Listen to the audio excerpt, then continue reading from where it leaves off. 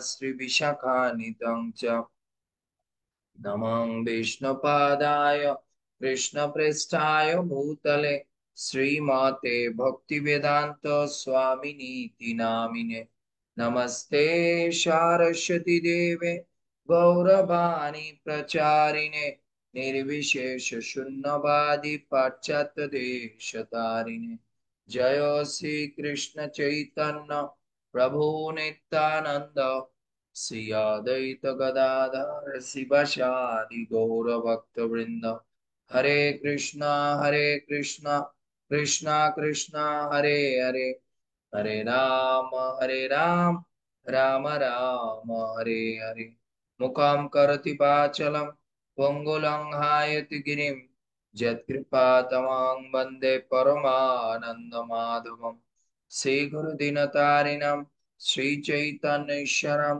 हरि ओम तत्सत् সর্বপ্রথমে আমি আমার পরমারাধ্য গুরুদেব শ্রীল জয়পতাকা স্বামী গুরু মহারাজ ইসকন প্রতিষ্ঠাতা আচার্য জগৎগুরু শ্রীল প্রভুপাদ গৌড়ীয় আচার্য বর্গ এবং গোস্বামী বর্গের আতুল চরণ কমলে প্রণতি এবং গোপীগণ এবং শ্রীমদ্ ভাগবতের চরণে প্রণতি। হরে কৃষ্ণ। সো আজকে আমাদের ভাগবতমের 1465তম পর্ব। আর 1465তম পর্বে আমরা ভাগবতমের দশম স্কন্ধের 47 অধ্যায়ের 12 নম্বর শ্লোক আমরা আলোচনা করব। আর এটা হচ্ছে ভ্রমর গীতের অষ্টমতম পর্ব। বুঝতে পেরেছি? আজকে থেকে ভ্রমর গীতের মানে শ্লোক শুরু, যে রাধারানী যে ভ্রমরকে দেখে যে গীত করেছেন সেই গীত শুরু। শ্রী গোপ উবাচ মধুপকিতব বন্ধ মাস্পৃশাংঘ্রিশপত্না কুচবিলুতিমালা কুঙ্কুশশ্রু সুপ্রীণা বহতু মধুপতিস্তা মানিনীনাম প্রসাদম যদুষদশী বিরম্বম যস্য দূতস্তমৃদি মধুপকৃতব বন্ধ মাস্পৃশাংঘ্রিশপত্না কুচবিললিত মালা কুমকুম শশ্রুশূরিভিনা বহত মধুপতিস্তা মানিনীনাম প্রসাদম যদুষদশী বিরম্বম যস্য দূতস্তব্ধমৃদ্রি। হরে কৃষ্ণ। সো এর অনুবাদ আমরা পড়ব। তো এখানে বলছে 12 নম্বর শ্লোকে যে পড়ুন, কি বলে, সর্বেশ্বরী মা পড়ুন।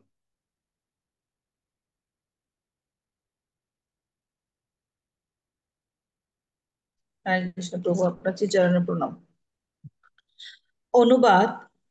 সেই গোপী বললেন, হে ভ্রমর, হে ধাত্র বন্ধু, তোমার সেই কুসুম বিলোপিত শোষ্ণ দ্বারা আম, আমার পাদপদ্ম স্পর্শ করো না, যা এক বিপক্ষ প্রেমিকের কুচযুগল দ্বারা কৃষ্ণের মালায় ঘর্ষিত হয়েছিল। কৃষ্ণ মথুরায় রমণীগণের সন্তোষ বিধান করুন। যিনি তোমার মতো এক দূতকে প্রেরণ করেন, তিনি নিশ্চয় যাদব সভায় উপহাস্যম্পদ হবেন। হরে কৃষ্ণ। তাৎপর্য বলবো। হ্যাঁ, তাৎপর্য বলুন। তাৎপর্য শিল প্রভুপাদ কি যায়। শ্রীমতী রাধারানী যাকে কৃষ্ণের দূত রূপে গ্রহণ করেছিলেন, সেই ভ্রমরকে ভৎসনা করে তিনি পরোক্ষ কৃষ্ণকে ভৎসনা করলেন। তিনি ভ্রমরকে মধুপ অর্থাৎ ফুল থেকে যে মধু পান করে বলে সম্বোধন করেছিলেন, এবং তিনি কৃষ্ণকে মধুপতি রূপে সম্বোধন করেছিলেন। শ্রীল বিশ্বনাথ চক্রবর্তী ঠাকুর উল্লেখ করেছেন যে এই শ্লোকটি এবং পরবর্তী 9টি শ্লোকে প্রেয়সী কথিত 10 ধরনের আবেগপ্রবণ কথা উদাহরণ প্রদান করেন। এই শ্লোকটি প্রাজল্পের গুণাবলী বর্ণনা করেছেন। ঠিক যেভাবে তার উজ্জ্বল নীলমণি গ্রন্থের 14 অধ্যায়ের 182 নম্বর শ্লোকে নির্মুক্ত শ্লোকে শ্রীলর উপর গোস্বামী দ্বারা বর্ণিত হয়েছে। আশুয়েশ মদযুজা জহবধিরণ মুদ্রয়া প্রিয় প্রিয়সা কৌশল্যগার প্রজল্প শতকীর্ততে। প্রজল্প হচ্ছে অশ্রদ্ধার অভিব্যক্তি সহ যা কথা, যা কারো প্রেমিকের অতি সরলতাকে কলঙ্ক করে।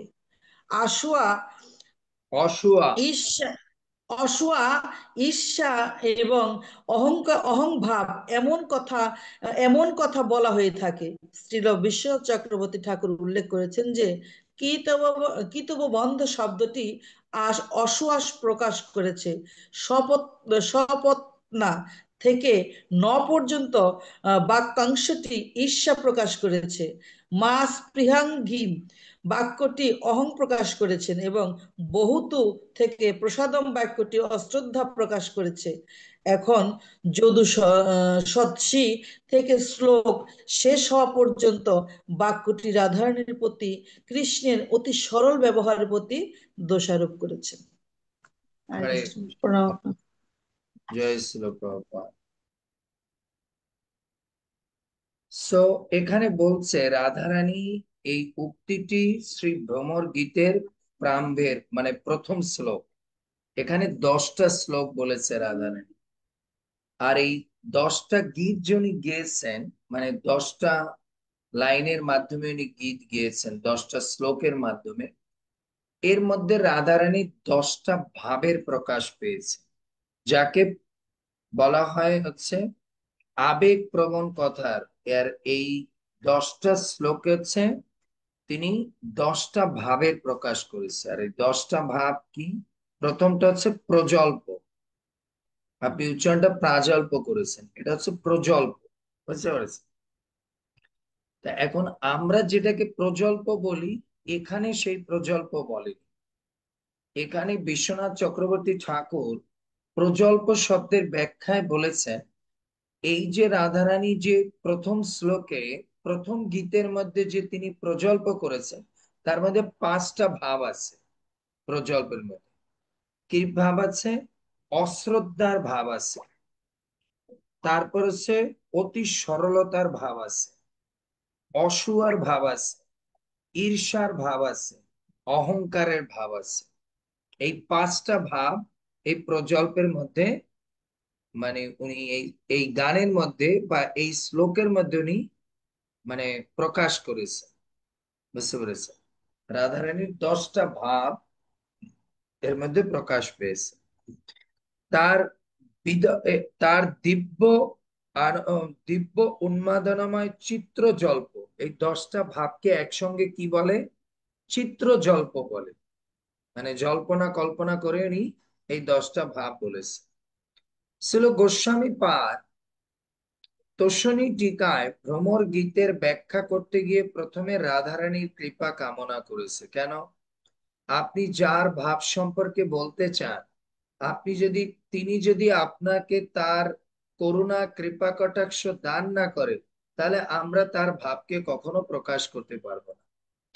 আমরা জানি চৈতন্য লীলায় আমরা পড়েছি, যখন ভগবান কৃষ্ণচন্দ্র চৈতন্য মহাপ্রভু রাধারানী জগন্নাথের সামনে দাঁড়িয়ে তিনি অনেক ভাবকে প্রকাশ করতেন।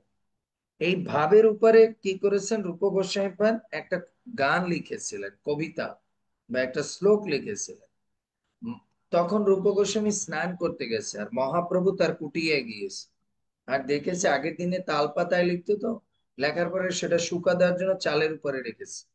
মহাপ্রভু এই শ্লোক দেখে ইয়েকে স্বরূপ দামোদরকে জিজ্ঞেস করেছে, এই কথা কে লিখেছে? বলছে "এ তো লিখেছে রূপ গোস্বামী"। তো বলছে রূপ এইভাবে কিভাবে লিখলো, আমার মনের ভাব কিভাবে বুঝলো? বলছে প্রভু, আপনার ভাব কি কেউ বুঝতে পারে যদি না আপনি আপনার ভাবকে তাকে প্রদান না করেন? আপনি ভাব প্রদান করেছেন, এর জন্যই তিনি লিখতে পেরেছেন। এর জন্য বলা হয় যে রূপ গোস্বামী হচ্ছে মহাপ্রভুর কি, এর জন্যই রূপ গোস্বামী মহাপ্রভুর মানে প্রণাম মন্ত্রে কি বলছে? যে নম মহাবাদান নায়ক কৃষ্ণ প্রেম প্রদায়, তার মানে তিনি তাকে কৃষ্ণ প্রেম, গৌর প্রেম প্রদান করেছে। এর জন্য তিনি কি করেছে এটা বলতে পেরেছে। You just keep it your legs in this side. বুঝতে পেরেছেন? এর জন্য তিনি সেটা বলতে পেরেছে। তো এখানে আমাদের বিশ্বনাথ চক্রবর্তী পাঠ ঠাকুর বলেছেন, আমরা এই ভ্রমর গীত গাওয়ার সময় প্রথমে আগে রাধারানীর কৃপা নিতে হবে। কেন?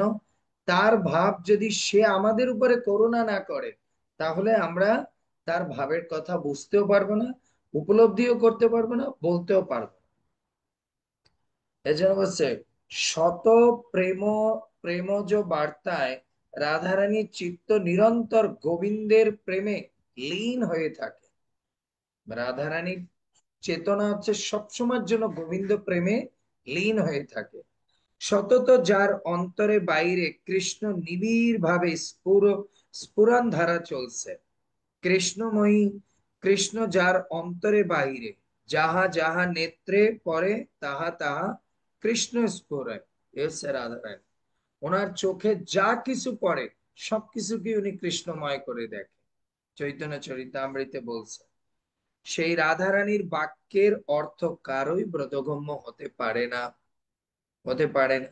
অর্থাৎ যিনি মহাবিরহে একটি মধুকরকে দেখে কৃষ্ণ প্রেরিত দূত মনে করে মান ভঙ্গিতে তার সহিত জল্পনা করছিলেন।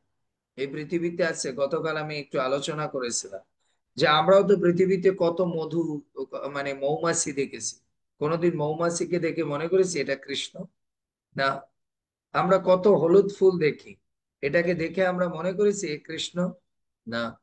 আমরা কত কালো বস্তু দেখেছি, এটা দেখে আমরা মনে করেছি এটা কৃষ্ণ?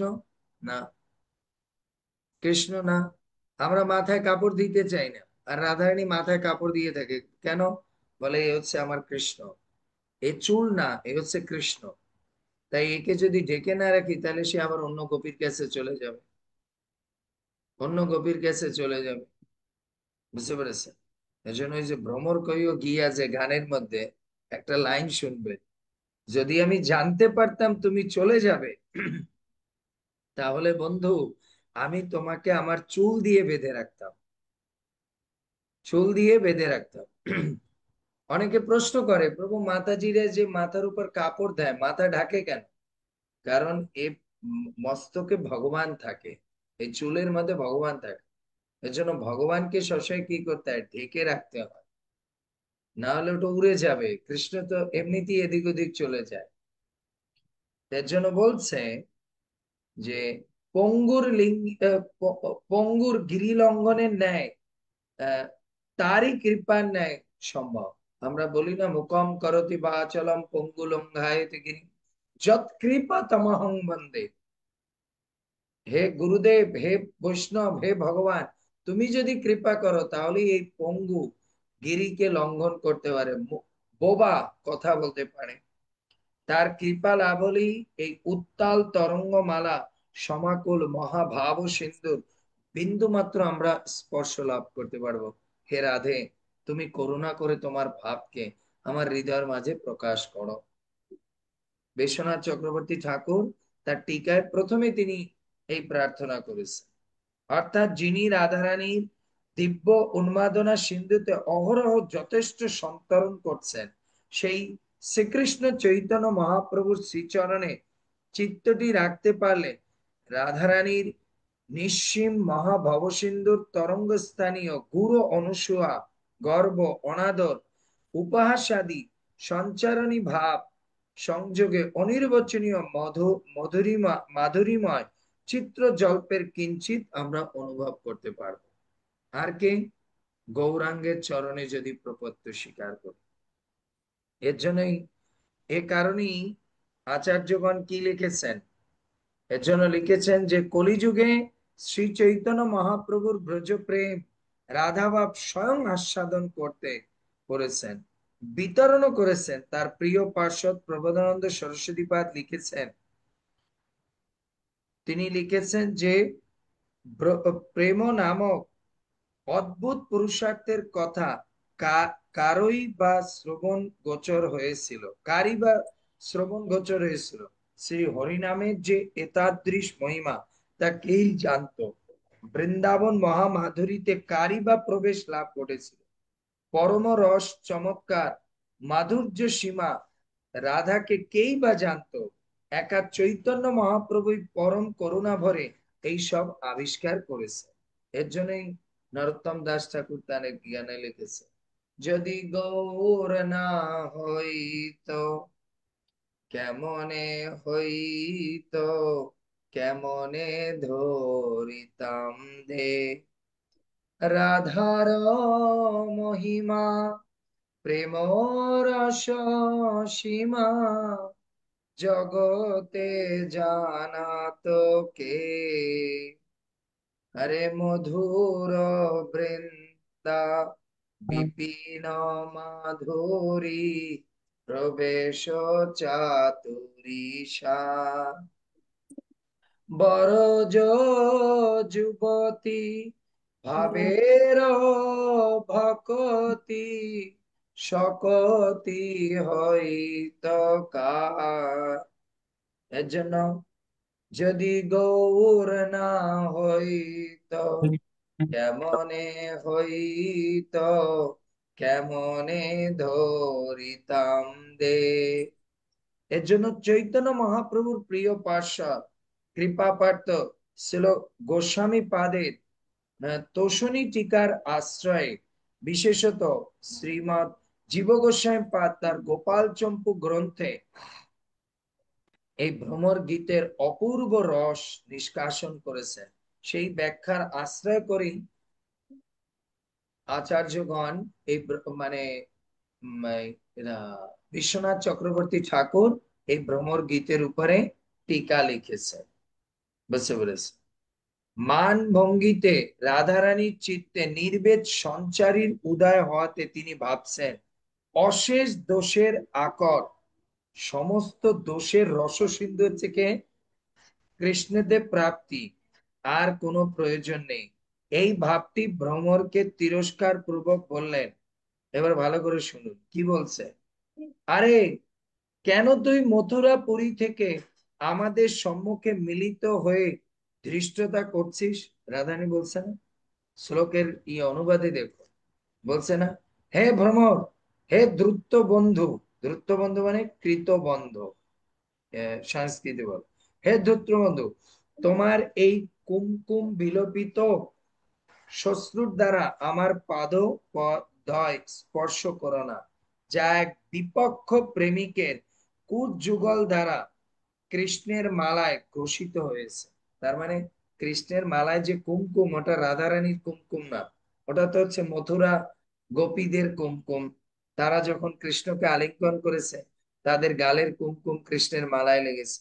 আর সেইটা উদ্ধব কৃষ্ণকে আলিঙ্গন করেছে, আলিঙ্গন করে ব্রজে এসেছে। এর জন্য উদ্ধবের দাড়িতে ওই ওই কুমকুম লেগেছে। বলছে তুমি ওই কুমকুম লাগানো যে পর নারীর কুমকুম কৃষ্ণের মালায় লেগেছে, সেইটা লাগিয়ে তুমি এখানে এসেছো, আমাকে স্পর্শ করবে না, স্পর্শ করবে না। এর জন্য রাধারানী তিরস্কার করে বলছে, আরে মধু, কেন তুই মথুরাপুর থেকে আমাদের সম্মুখে মিলিত হয়ে ধৃষ্টতা করছিস? এখান থেকে বিদূরে বনে চলে যা, দূর বনে চলে যা। এই প্রকার শ্রীমতীর কুরু দৃষ্টিতে ভ্রমরটির প্রতি তাকিয়ে পরিহাসের সহিত তাকে অপমান করে বললেন, তা ওরে খল, তোর পক্ষে যা কিছুই অযুক্ত নয়, মদ্যপান করিস বলে লোকে তোকে মধু বলে। রাধারানী ভোমরাকে বলতেছে, তুমি মদ্যপান করো, এর জন্য তোমাকে সবাই মধু বলে। কারণ দেখবেন মধু প্রচুর পরিমাণে পান করলে কি হয়, মাতাল হয়ে যায়। বুঝতে পারছেন, নেশা হয়ে যায়। এর জন্য বলছে তুমি প্রচুর পরিমাণে মদ পান করো, তো এর জন্য তোমার নাম হচ্ছে মধু। তার মানে উদ্ধবকে উনি কি বলছে, মাতাল, নেশাগ্রস্ত বলছে। শ্রীমতী পুনরায় হাসতে হাসতে বললেন, ওরে মদ্যপান, মদ্যপান তোর আরে মদ্যপান তোর সেবা করছে, তোর যিনি পতি তিনি বর্তমানে মধু সময়ের পতি হয়েছে, বলছে তোর বন্ধুও মদ খায়। তার মানে কৃষ্ণের কথা বলছে। কেন? সে মথুরায় গোপীদের কাছ থেকে মধুর প্রেম আস্বাদন করছে। তো প্রেম তো হচ্ছে মদের মতো না, নেশাগ্রস্ত করে ফেলে, মানুষকে আসক্ত করে ফেলে। বলছে তুমি যে মদ পান করবে না কেন না, কারণ তোমার যে মালিক সেও তো মদ খায়, তোমার যে পতি সেও তো মদ খায়। পুনরায় বিতর্কের সহিত কর্কশ বাক্যে বললেন, তোদের দুজনেরই স্বামী ভৃত্য সম্বন্ধে অযোগ্য হয়নি। বলছে তোরা স্বামী আর ভৃত্য যোগ্যই হয়েছিস, অযোগ্য না। কারণ একজন ড্রাঙ্কার আর একজনের ড্রাঙ্কারের সঙ্গেই তো মিলবে না। দুজনে ভালোই যোগ্য, অযোগ্য না, তোমাদের বন্ধুত্ব অযোগ্য না, তোমরা যোগ্য বন্ধুত্ব। কারণ সেও মদ খায়, তুমিও মদ খাও। কেন? সে মেয়েদের কাছ থেকে মদ পান করে, আর তুমি ফুলের থেকে পরাগ পান করে মদ পান করো। তাই দুজনেই হচ্ছে কি, ড্রাঙ্কার। রাধারানী কিভাবে কটাক্ষ করছে মধুকে, চিন্তা করো। এর জন্য গোপাল চম্পুতে বলেছে, যেহেতু সেও মধুপতি, তুইও মধু, এ কথা বিশেষভাবে জগতে প্রসিদ্ধ আছে। শাস্ত্রে বলছে কি প্রসিদ্ধ আছে, যে মধুপতি সে মধুপের আজীবক বা পালক, তুই আজীব্য বা পাল্য, তোদের উভয়েরই আজীব্য আজীবকতা সম্বন্ধ স্বতঃসিদ্ধ। বাংলায় একটা কথা বলে না, জैसा সরি, বাপ কা বেটা সিপাই কা। সন্তান যে, বাবা মা যেরকম সন্তান তো এরকমই হবে না, গুরু যেরকম শিষ্য তো ওরকমই হবে না। এর জন্য বলছে তোমার গুরু হচ্ছে এরকম বিভিন্ন ফুলে গিয়ে বিভিন্ন নারীদের কাছে গিয়ে মধু আস্বাদন করে, তো তুমিও তো ওইরকম বিভিন্ন ফুলে গিয়ে মধু আস্বাদন করো। তাই তোমাদের জুটিটা ঠিকই আছে, ভুল জুটি হয়নি, তোমরা একবারে যোগ্য বন্ধুত্ব হয়েছে তোমার। সুতরাং তোদের উভয়ের বন্ধুত্বটি অতি যুক্তিসঙ্গত এবং শাস্ত্র সিদ্ধান্ত সহ ঠিক আছে। কারণ সেও কালো, এবার বলছে শুধু তোরা দুজনে মদ পান করস এর জন্য তোমরা দুজনে এক না, আরো একটা আছে, তোমার বন্ধুও কালা, তুমিও কালো। এর জন্য বলছে সেও হচ্ছে কালো আর তুই হচ্ছিস কালো, তোদের বর্ণের মধ্যে সামঞ্জস্য রয়েছে। ওরে মধু, আরো শোন, সে মধুপতি আর তুই হচ্ছে মধু, সে হচ্ছে মধুর পতি আর তুই হচ্ছে মধু, তোদের সব দিক থেকে মিল। একই নামও দুজনের এক, কারণ তোর নাম হচ্ছে মধু আর তার নাম হচ্ছে মধুসূদন। তাই সব দিক থেকে তোদের দুজনের মধ্যে মিল আছে। আরো একটা জায়গায় মিল আছে, সে হচ্ছে কপটি আর তুই হচ্ছে মদ্য। তো বলছে এটা কিরকম, কৃষ্ণকে বলছে কপটি, আর তুই হচ্ছি মদ্যপ। So, কপটি ও মদ্যপে প্রায় সখ্য হয়, কপটি আর মদ্যপের প্রায় কি হয়, সখ্য হয়। আচার্যগণ বলছেন রাধারানী কৃষ্ণকে কপটি কেন বলছেন, কপটি কেন বলছেন?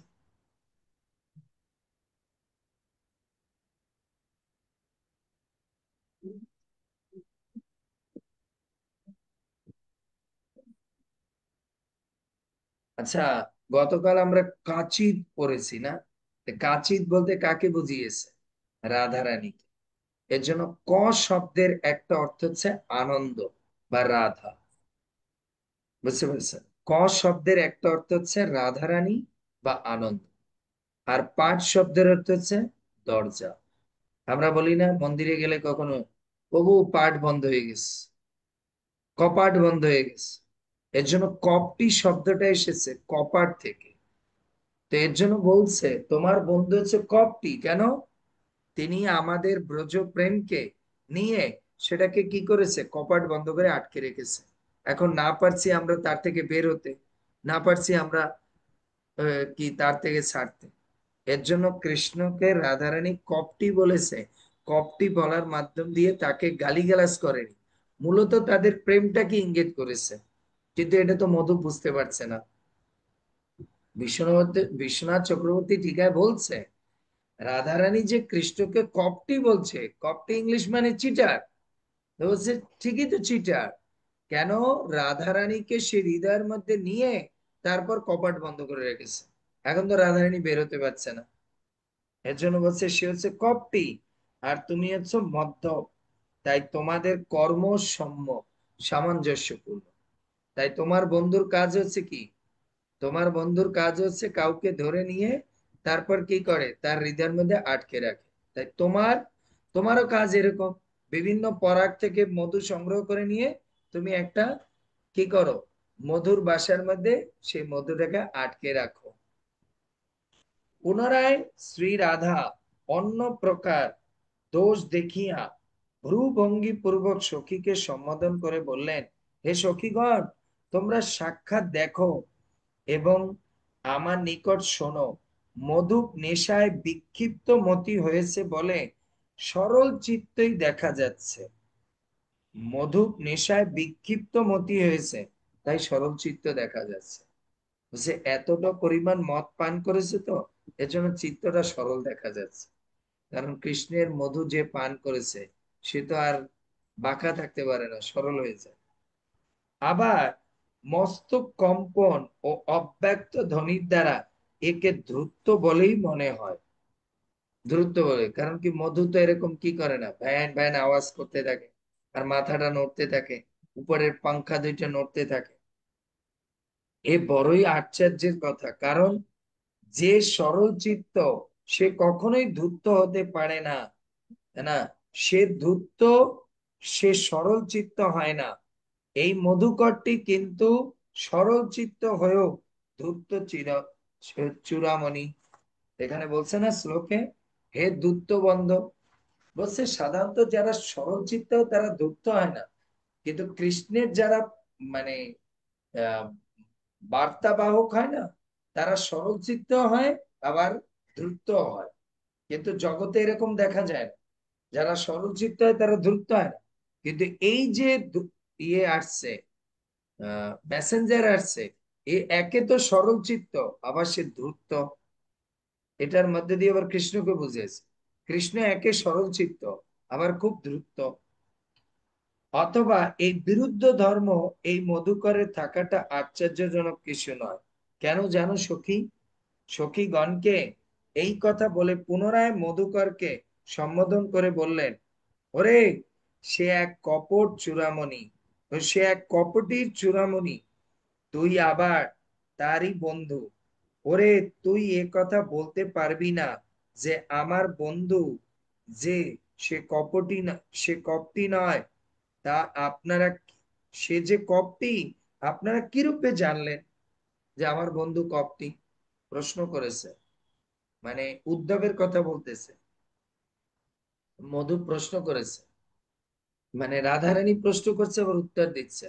সখী এরা মধু আমাকে প্রশ্ন করেছে যে আমার বন্ধু কপটি আপনি কি করে জানলেন? আপনার সঙ্গে কি আগে সম্পর্ক ছিল? তার মানে জানতে চাচ্ছে, সেই কথা জিজ্ঞেস করছে।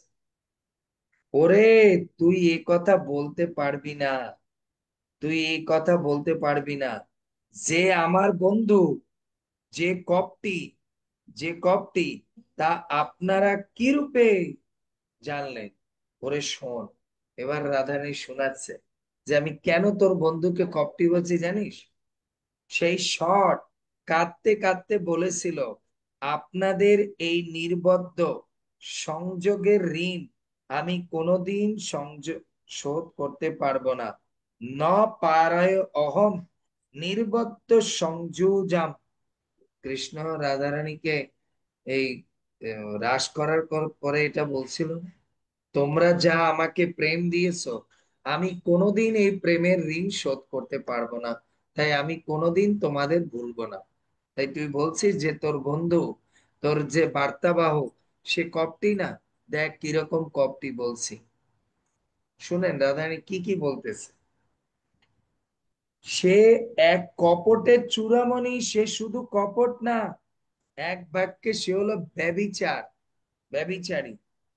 তাই বলি, ওরে কৃতবন্ধ, সে এক কপটের চূড়ামণি, তুই আবার তারই বন্ধু। কি প্রয়োজনে সরল চিত্তের মতো স্বাধীনভাবে আমাদের অনুমতি না নিয়ে এখানে এসেছিস?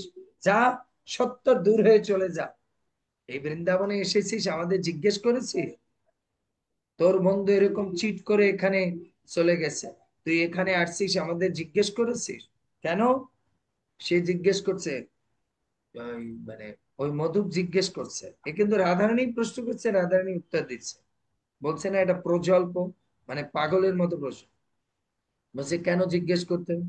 বলছে তোর বন্ধু এরকম না জিজ্ঞেস করে বৃন্দাবনে এসেছে, এই ব্রজ গোপিকাদের মাঝে এসেছে, এসে তার ছলা কলা দিয়ে আমাদের সঙ্গে প্রেম করে, আমাদের হৃদয় চুরি করে, আমাদের মধু পান করে তারপর চলে গেছে। এখন তো তুইও তাই করেছিস, তুই আমাদের জিজ্ঞেস করেছিস? এই বৃন্দাবন তোর কপটি বন্ধুর না, এটা আমাদের বৃন্দাবন। তাই এখান থেকে অতি সত্বর এখান থেকে চলে যা, বেরো এখান থেকে, ভাগ। এইভাবে বলছে। ভ্রমর যেন বলছে, এবার ভ্রমর বলতেছে, রাধারানী বলতেছে বারবার ভ্রমর, ভ্রমর যেমন বলছে, আমি কপটির বন্ধু বটে, তবে আমি নিজে কপটি নই ভাই। রাধারানীকে বলছে, দেখো রাধে, আমি কৃষ্ণের বন্ধু হতে পারি, কৃষ্ণ কপটি হতে পারে, বাট আমি কৃষ্ণের মতো কপটি নই। একজনের বন্ধু হলেই যে আমি তার মতো হব, কে বলছে তোমাকে? দেখুন রাধারানী এবার উত্তর দিচ্ছে, ওরে তুই এই ছল অবলম্বন করতে পারবি না।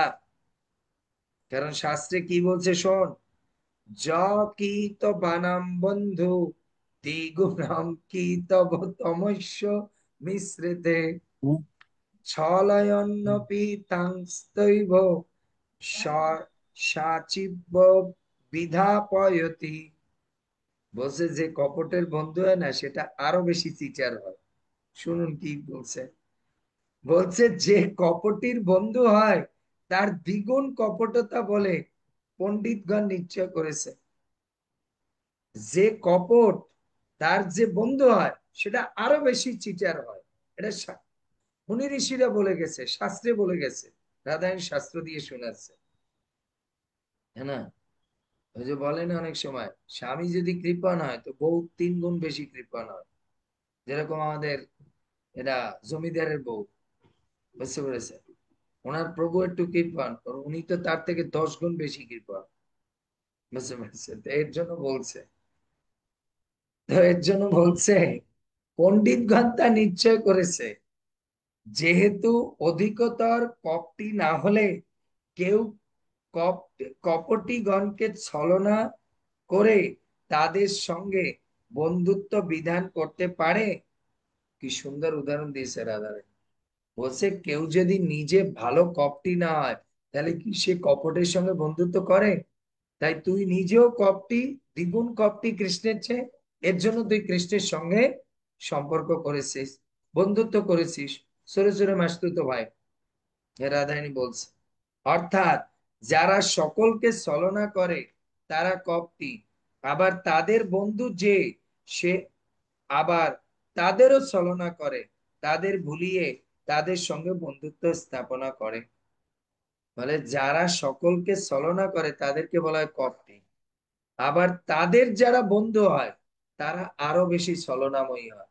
তারা অন্যের সঙ্গে এরকম সম্পর্ক করে, ভুলিয়ে বালিয়ে তাদের কি করে, তাদের সঙ্গে বন্ধুত্ব করে, তাদের খবরাখবর নিয়ে পাস করে। তাই তুই আমাদের খবরাখবর নিতে এসেছিস। অতঃপর রাধারানী ঈষৎ হাস্য করে বিচার করতে করতে বিকশিত কমল বুদ্ধিতে অরুণ বর্ণ ও সুগন্ধি নিজ চরণে পতিত হতে ইচ্ছুক ভ্রমরটির বিশেষ প্রতিকারের ইচ্ছায় তাকে বলছিল। এবার রাধারানী বুঝতে পেরেছে এ তো আমাকে সহজে মানবে না। এবার ভ্রমরটা কি করেছে, রাধারানীর চরণের দিকে যাওয়া শুরু করেছে, আর রাধারানীটা ফলো করেছে, যে আমার পা ধরে, কারণ কপটিরা যে কোনো কিছু করতে পারে। বুঝতে পেরেছেন, যারা কপট তারা তাদের স্বার্থ উদ্ধারের জন্য আপনার চরণ ধরে পর্যন্ত কাজ না করতে পারে। যেই ওর কাজ স্বার্থ সিদ্ধি উদ্ধার হয়ে যাবে, এরপর ও আর আপনাকে পা ধরবে না, পা দিয়ে লাথ মেরে সরিয়ে দেবে। এর জন্য বলছে, সে দেখছে যে সে কি করছে, ওই ভ্রমরটা রাধারানীর চরণের দিকে আসতেছে। বুঝতে পেরেছে, তো তখন রাধারানী কি বলছে, ওরে ধূর্ত মিত্র মধু, আমায় আমার একটি চরণ স্পর্শ করবি না, আর করিস না। যদি তোর প্রণামের একান্ত ইচ্ছা থাকে তবে দূরে সরে প্রণাম কর, বাট আমাকে স্পর্শ করবি না। মধু জিজ্ঞেস করছে, কেন?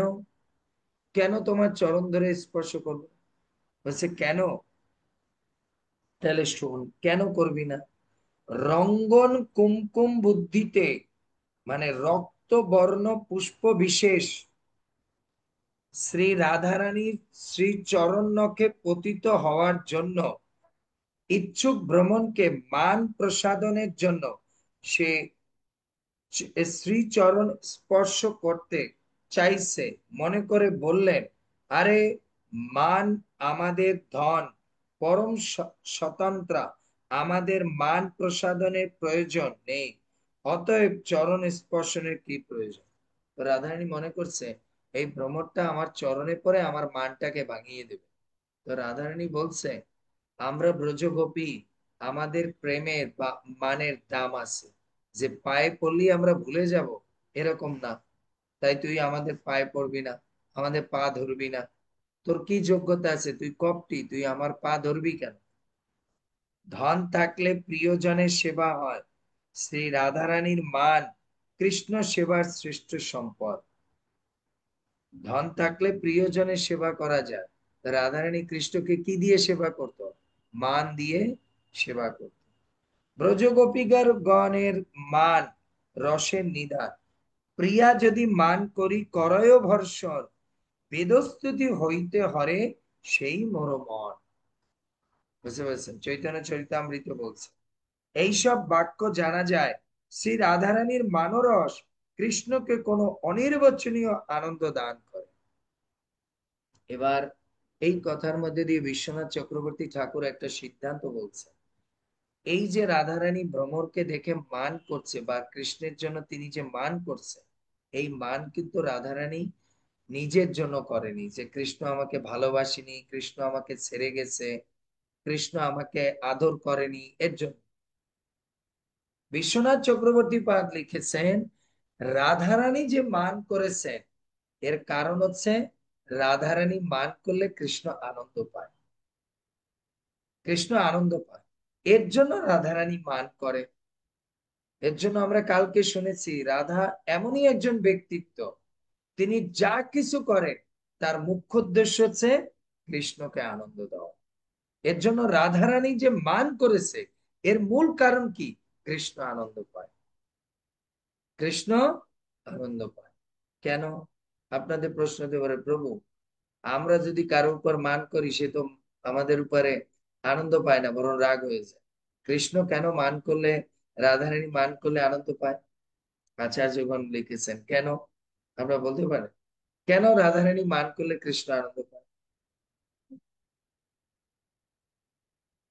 কারণ যারা সুন্দরী মেয়ে, বুঝতে পেরেছেন, তারা যদি মান করে তাহলে তাদের গালগুলো আরো লাল হয়ে যায়, তাদের দেখতে আরো সুন্দর লাগে। বুঝতে পেরেছেন? এর জন্য রাধারানী মান করলে কৃষ্ণ আনন্দ পায়। এর জন্য কৃষ্ণ ইচ্ছা করে রাধারানীর মধ্যে মান আনে, আর তাহলেই রাধারানী আরো সুন্দর হয়, আরো সুন্দর হয়। আর মান করলে কি হয়, এটা একটা কারণ। কোন কোন আচার্যগণ আরো বিশ্লেষণ দিয়েছে, রাধারানী মান করলে কেন কৃষ্ণ খুশি হয়। এ কারণ, কারণ রাধারানী মান করলে কৃষ্ণ রাধারানীকে মানানোর জন্য আরো বেশি প্রয়াস করে, আরো বেশি তাকে প্রেম দিতে হয়, আরো বেশি তাকে সময় দিতে হয়। আর এটা কৃষ্ণের খুব ভালো লাগে, এটা কৃষ্ণের খুব ভালো লাগে। বুঝতে পেরেছি? আর রাধারানী মান করলে আরো কেন কৃষ্ণের ভালো লাগে, এর জন্য ভালো লাগে কারণ কি, সবসময় যদি রাধারানী কৃষ্ণকে এত ভালোবাসে, এত ভালোবাসে, তো কৃষ্ণ আর জায়গা থাকে না রাধারানীকে ভালোবাসা, কারণ রাধারানী তো পূর্ণটা দিয়ে ভালোবাসে। এর জন্য যখন মান করে তখন কৃষ্ণ সুযোগ পায় রাধারানীর সেবা করার। কিন্তু রাধারানী যখন মানে না থাকে তখন তো সে সেবায় থাকে, কারণ মানের বিপরীত কি? সেবা। আর মান করলে সেবা বন্ধ করে দেয়, তাই না? রাশেশ্বরী মাতাজি বা রূপমোহিনী মাতাজি যদি মান করে, তোর প্রভু সেদিন সুযোগ পায় যাও, আমি তো কাজই পারি না, আমি তো ভালো রান্না করি না, আমি আর রান্না করবো না, খাও তোমরা বানাই খাও, এই তোর বাবার রান্না করে দে, তোরা তো আমার খাবার আর ভালোবাসিস না, তোরা রান্না করে খা। হ্যাঁ না? তখন প্রভু কি বলে, বাস রে, আজকে বানা বানা তাড়াতাড়ি পাস্তা বানা, বের কর তো মা, মা বের কর মা। বাবা কোথায় পাস্তা রাখছে তো জানি না, তুইও যা, তুই ঘরে কি থাকিস দেখ, খোল সব, খোল। তখন রাজশেষী মাঝে উঠে, এই দেখছো, এগুলা বার করে সব করে রাখবে, তো গুছাবে কে এগুলো? না আমরাই গুছাবো, তোমরা গুছাবে?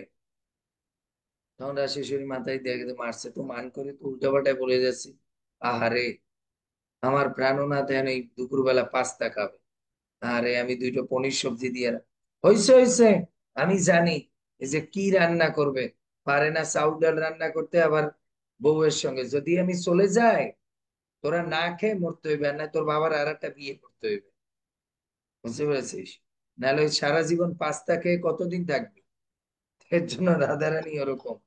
এর জন্য যদি প্রিয়তম রাগ করে বা মান করে, তাহলে প্রিয়তমা সেবা করার সুযোগ পায়। এর জন্য কৃষ্ণ ইচ্ছাকৃত রাধারানীকে মান করায়, আর মান করলে সে কি করে, একটু সেবা করার সুযোগ পায়। এটা গেল একটা কারণ। চতুর্থ কারণ আচার্যগণ আরেকটা কারণ বলছে। আরেকটা কারণ হচ্ছে, রাধারানী কখনো কৃষ্ণকে তার চরণ ধরতে দেয় না। কিন্তু মান করলে রাধারানী তো খুব রাগে থাকে, তো কৃষ্ণ এই উসিলায় রাধারানীর চরণ ধরতে পারে, কিন্তু অন্য সময় তো তার চরণ ধরতে দেয় না রাধারানী, খুব কেয়ারফুল থাকে যেন আমার চরণ না ধরে। এর জন্য আমরা বেলবনে, মানসরোবর গেলে দেখি না, সেখানে এক চিত্রপট আছে যে রাধারানীর মান ভাঙানোর জন্য কৃষ্ণ কি করছে, দেহি পদ পল্লব মুদাভিরি, তিনি তার চরণ ধরে ক্ষমা চাচ্ছে, বুঝছো? এই কারণে গোপীদের মান হচ্ছে কৃষ্ণ প্রেমের সম্পদ। কৃষ্ণের প্রেম যদি কিনতে চায়, সেই কেনার কারেন্সি হচ্ছে কি, গোপীদের মান। মান। এজন্য গোপীরা বলছে, ধন থাকলে প্রিয়জনের সেবা হয়, আর যদি ধনই না থাকলে তাহলে তুমি কি করে সেবা করবে? এর জন্য বলছে গোপীরা, মধুকে বলছে, আরে জানিস তুই মধু, আমাদের ধন কি তোদের মতো এরকম মদ আমাদের ধন না, আমাদের ধন হচ্ছে মান, এই মান দিয়ে আমরা তোর প্রভুকে কিনেছি, বুঝতে পেরেছি? তো এর জন্য বলছে, তাই এসব বাক্যে জানা যায় রাধারানীর মানরস কৃষ্ণকে কোনো অনির্বচনীয় আনন্দ দান করে। কোন তরঙ্গিনী পর্বত প্রমাণ বাধা প্রাপ্ত হলে তার জল গভীর হয়ে যায়, যখনই সেই বাধাকে অতিক্রম করে তখন শত শত উৎসের ছুটতে থাকে। তেমনি শ্রীমতী রাধারানীর প্রেম তরঙ্গিনী মানের বাধা প্রাপ্ত হইলে সেই প্রেম গভীর হয় এবং শত শত উৎসের ছুটতে থাকে। তার মানে রাধারানী যখন মান করে, তখন কৃষ্ণ রাধারানীর মানকে ভাঙানোর জন্য বিভিন্ন হইতে প্রেম করে।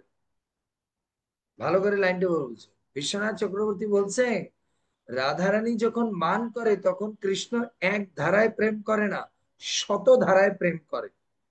উদাহরণ দিয়েছে কিসের, স্রোতস্বিনী নদীর মধ্যে যদি বাঁধ লাগানো হয়, আর ওই বাঁধকে ভেঙে যদি জল চলে যেতে চায়, তখন ও উপসে, জল ওই বাধাকে উপসে শত ধারাকে প্লাবিত করে দেয়। এর জন্য রাধারানী যখন মান করে, তখন কৃষ্ণ একবার ময়ূর সাজে, একবার গোপী সাজে, একবার লাড্ডু নিয়ে আসে, একবার চুরি নিয়ে আসে, একবার বলে বাঁশি শিখাবো, একবার পা ধরে, একবার বলে ক্ষমা চাচ্ছি, একবার কান ধরে। তো এই যে শত ধারার প্রেমের স্রোত রাধারানী তখন দেখতে পায়। তো সেই জন্য বলছে, তাই মানকে গোপীদের ধন বলা হয়। অতঃপর তিনি বললেন মধুককে, ওরে, আমার চরণ স্পর্শ করলে এ চরণ অপবিত্র হবে, জানিস অনেক সময় তোর সখা অপরাধী হয়ে এই চরণ স্পর্শে পবিত্র হয়েছে। এবার রাধারানী মুখ দিয়ে বলে দিয়েছে যে তোর বন্ধু তোর যে পতি বা তোর যে মালিক, সে অনেক সময় আমাদের চরণ ধরে, আমার চরণ ধরে আমার চরণকে অপবিত্র করেছে। শ্রীমতী মানিনী হলে কৃষ্ণ তার মান প্রসাদন নিমিত্তে বলেছে, চাহো মুখ তুলি রাই, চাহো মুখ তুলি, পরশিতে চাহি তুয়া চরণের ধুলি, অভিমান দূর করি চাহো একবার, দূরে যাও সব মন ইহিয়ারো আন্ধার। বুঝতে পেরেছে? এ বলতো কৃষ্ণ, ওরে আমার চরণ তো স্পর্শ করবি না, আমার সখীগণেরও চরণ স্পর্শ করবি না। মধুকে বলছে রাধারানী বিরহে, আমার চরণ তো ধরবি না, আমার সখীদেরও চরণ ধরবি না। কারণ জিজ্ঞেস করছে মধু, কি কারণে করব না? কেন আপনার চরণ ধরতে পারবো না? কেন আপনার সখীদের চরণ ধরতে পারবো না? আমার চরণের মতো আমার সখীগণেরও চরণ হচ্ছে পবিত্র। ওরে জানিস, অনেক সময় তোর অপরাধী সখা, তোর বন্ধু, ওই কপটি বন্ধু আমার চরণ স্পর্শ করার সাহস না পেয়ে আমার সখীর চরণ ধরে ধন্য হয়েছে, আমাকে কনভিন্স করে ফেলেছে। রাধারানীকে অনেক সময় রাগ করলে পরে তার চরণ ধরতে গেলে রাধারানী ধরতে দেয়নি। তখন কৃষ্ণ গিয়ে কি করত? ললিতার চরণ ধরতো। ললিতা কি করে এর মানকে ভাঙাবো। আর ললিতার চরণ ধরার পরে ললিতার টেকনিক শিখিয়ে দিলে সে সাকসেসফুল হয়ে যেত। এর জন্য তুই শুধু আমার চরণ না, তোর বন্ধুর খবর জানি, কারণ তুই তো একই গুরু শিষ্য না। তুই সব ও যা করেছে তুইও তাই করবি এখন, আমি জানি। এর জন্য শুধু আমার চরণ না, আমার কোন কপিরও চরণ ধরবি না। বি কেয়ারফুল, কাউকে কনভিন্স করার চেষ্টা করবি না। বুঝতে পেরেছে? এর জন্য অনেক সময় এই জগতে প্রেমে ক্র্যাশ হলে পরে কি করে, মেয়েটা ফোন ধরে বলে, আমাকে তো ফোন করবেই না, এরপর আমার মাকেও ফোন করবে না, কারণ আমার মা খুব নরম প্রকৃতি। এখন যখন তুমি বুঝতে পারছো যে আমাকে কষ্ট দিয়েছো, আমারে কনভিন্স করতে পারছে না, এখন মাকে কনভিন্স করবে। আমি যেন দেখি না আমার মাকেও ফোন করা হয়েছে, আমার মা বাবা কাউকে ফোন করবে না। সম্পর্ক কাট মানে কাট, নো মোর, নো মোর। বুঝতে পেরেছি? প্রিয়াঙ্কা আমাদের জীবনে কাউরে এরকম বলছে, এর জন্য হাসতেছে। বুঝতে পেরেছে? সের জন্য বলছে যে, কারণ আমার, এর জন্য বলছে, মানিনী রাধার মান প্রসাদনের নিমিত্ত মাধব সখীগণের শরণাপন্ন হলে সখীর কথায় শ্রীমতীর কঠিন মানও প্রশমিত হয়েছে। আর যখন সখীরা বলতো, ছেড়ে দে রাধে, এত বড় লালা ভোলা কানা, হ্যাঁ না, তুই দেখ আর কোন ছেলে আছে এত সুন্দর, এত দেখতে, এত মিষ্টি ভাষা বলে, দেখ কিরকম একবারে তোর প্রেমে কান ধরেছে, আর করবে না। তখন আমি সখীদের কথায় কনভিন্স হয়ে যেতাম। হ্যাঁ, আর কৃষ্ণ তখন জোরে জোরে বলছে, হ্যাঁ রাধে আমি কথা দিচ্ছি, আর আর করব না কিছু, আজকে একটু কথা বলো, আর করবো। বলছে আমি ওদের কথায় কনভিন্স হয়ে ওর সঙ্গে কথা বলতাম। এইভাবে করে ও কনভিন্স করেছে যে তুই এর জন্য কি করবি মধু, আমার চরণ তো ধরবি না, আমার কোন সখীরও চরণ ধরবি না। সখীরা, সখীর পরামর্শ দিত। বুঝছে? পুনরায় শ্রীমতী রাধারানী সেই ভ্রমরের প্রতি সুদীর্ঘ দৃষ্টি করে তাকে চালিত করে বলছিল, ওরে কি বলছিস, কি বলছিস? ভ্রমর যেন বলছে, স্বামিনী, আমি আমার প্রভুর নিকট থেকে এসেছি, সুতরাং আপনার চরণ স্পর্শ অবশ্যই কর্তব্য। কেন? আমার বন্ধু বলেছে ব্রজে গেলে ব্রজেশ্বরীর চরণ ধরতে হবে। ওরে কপটি, তুই তো ওর মধ্যে কথা শিখে গেছিস। তোর বন্ধু এইভাবেই কথা বলে আমাকে কনভিন্স করেছে। এর জন্য তোরে এমনিতে বলেছি যে তুই একই গুরু শিষ্য।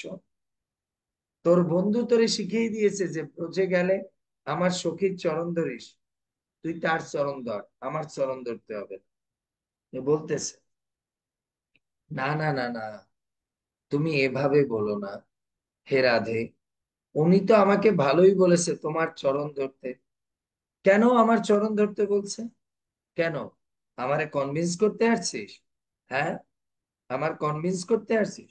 ওরে কপটিন, তা হতে পারতো, তা আমি হতে দিতাম, আমার চরণ ধরতে দিতাম, অর্থাৎ তুই তোর প্রভুর নিকট থেকে এসেছিস বলে আমার চরণ স্পর্শ তোর কর্তব্য হতে পারত, যদি পূর্ববর্তী তোর দোষ আমার মনকে শুষ্ক না করত। তুই যা আগে যা দোষ করেছিস, সেই দোষটা যদি আমার মনকে শুষ্ক না করতো, তাহলে আমি কি করতাম? তোকে চরণ ধরতে দিতাম। কিন্তু তোর বন্ধু এমন দোষ করেছে, এমন দোষ করেছে। কি দোষটা করেছে? পূর্বের দোষ। আচার্যগণ এর উপরে টিকা লিখেছে। এই যে রাধারানী মধুপকে বলছে, ভ্রমরকে বলছে, তুই যদি আগের দোষটা, এই যে বলছে না, যদি পূর্ববর্তী তোর দোষ আমার মনকে শুষ্ক না করতো, তাহলে না হয় আমি দিতাম। দোষটা কি করেছে? বিশ্বনাথ চক্রবর্তী তার উপর টিকা লিখেছে, দোষ এটাই করেছে, কেন বার্তা বাহক পাঠাইছে। ও যদি নিজে আসতো, তাহলে আমি চরণ ধরতে দিতাম। ও তো ওখানে মধুপান করতেছে, আর এখানে কনভিন্স করে রাখতেছে যে ওই মধু যেই শেষ হয়ে যাবে আবার এখানে আসবে, এর জন্য আমি তোকে চরণ ধরতে দেব না। আচ্ছা যাক, তোর ধূর্ততা, মদ্যপায়িতা দোষ না, দোষ হয় নাই, বিশ্বাস করলাম। কিন্তু সম্প্রতি অন্য এক দুষ্ট চিহ্ন আমাতে বিলক্ষিত ভাবে লক্ষিত হয়েছে। ঠিক আছে, ভাবলাম দোষ নাই, তোদের দুজনের কোনো দোষ নাই, তোরা মদ্যপায়ী না, তোরা কপটি না কিছু। কিন্তু তুই তো দোষ নিয়ে এসেছিস এখানে চোখের সামনে। মধু বলতেছি, কি নিয়ে আসছি? কি নিয়ে আসছি? বলছে ওই যে ফুলের পরাগ। বলছে ফুলের পরাগ মানে হচ্ছে তার সঙ্গ লাভের জন্য প্রগাঢ় যত্নবতী আমার সপত্নীগণের, সপত্নী মানে বুঝেছে সতীন, কারণ এখন ইয়েরা, মথুরার গোপীরা হচ্ছে কি তার সতীন না? এর জন্য বলছে তার সঙ্গ লাভের জন্য প্রগাঢ় যত্নবতী। কারণ এখন তো তারা প্রগাঢ় যত্নবতী না, কৃষ্ণের যত্ন করবে কারণ কৃষ্ণের প্রেম করছে। আমার সপত্নীর, সপত্নী মানে আমার সতীনের সমুজ্জ্বল কুচু কুমকুম রক্তবর্ণ, রক্তবর্ণ মানে তাদের গালের যে কুমকুম, বক্ষের যে কুমকুম, তা তার বনমালায় লেগেছে। আর সেই বনমালায় তুই বসেছিলি, আর সেখান থেকে দেখ তোর চোচের উপরে ওই কুমকুম লেগে আছে, আর সেইটা রঞ্জিত করে তুই আসছিস। একে তো আমরা ওর প্রেমে জ্বলতেছি, তুই আবার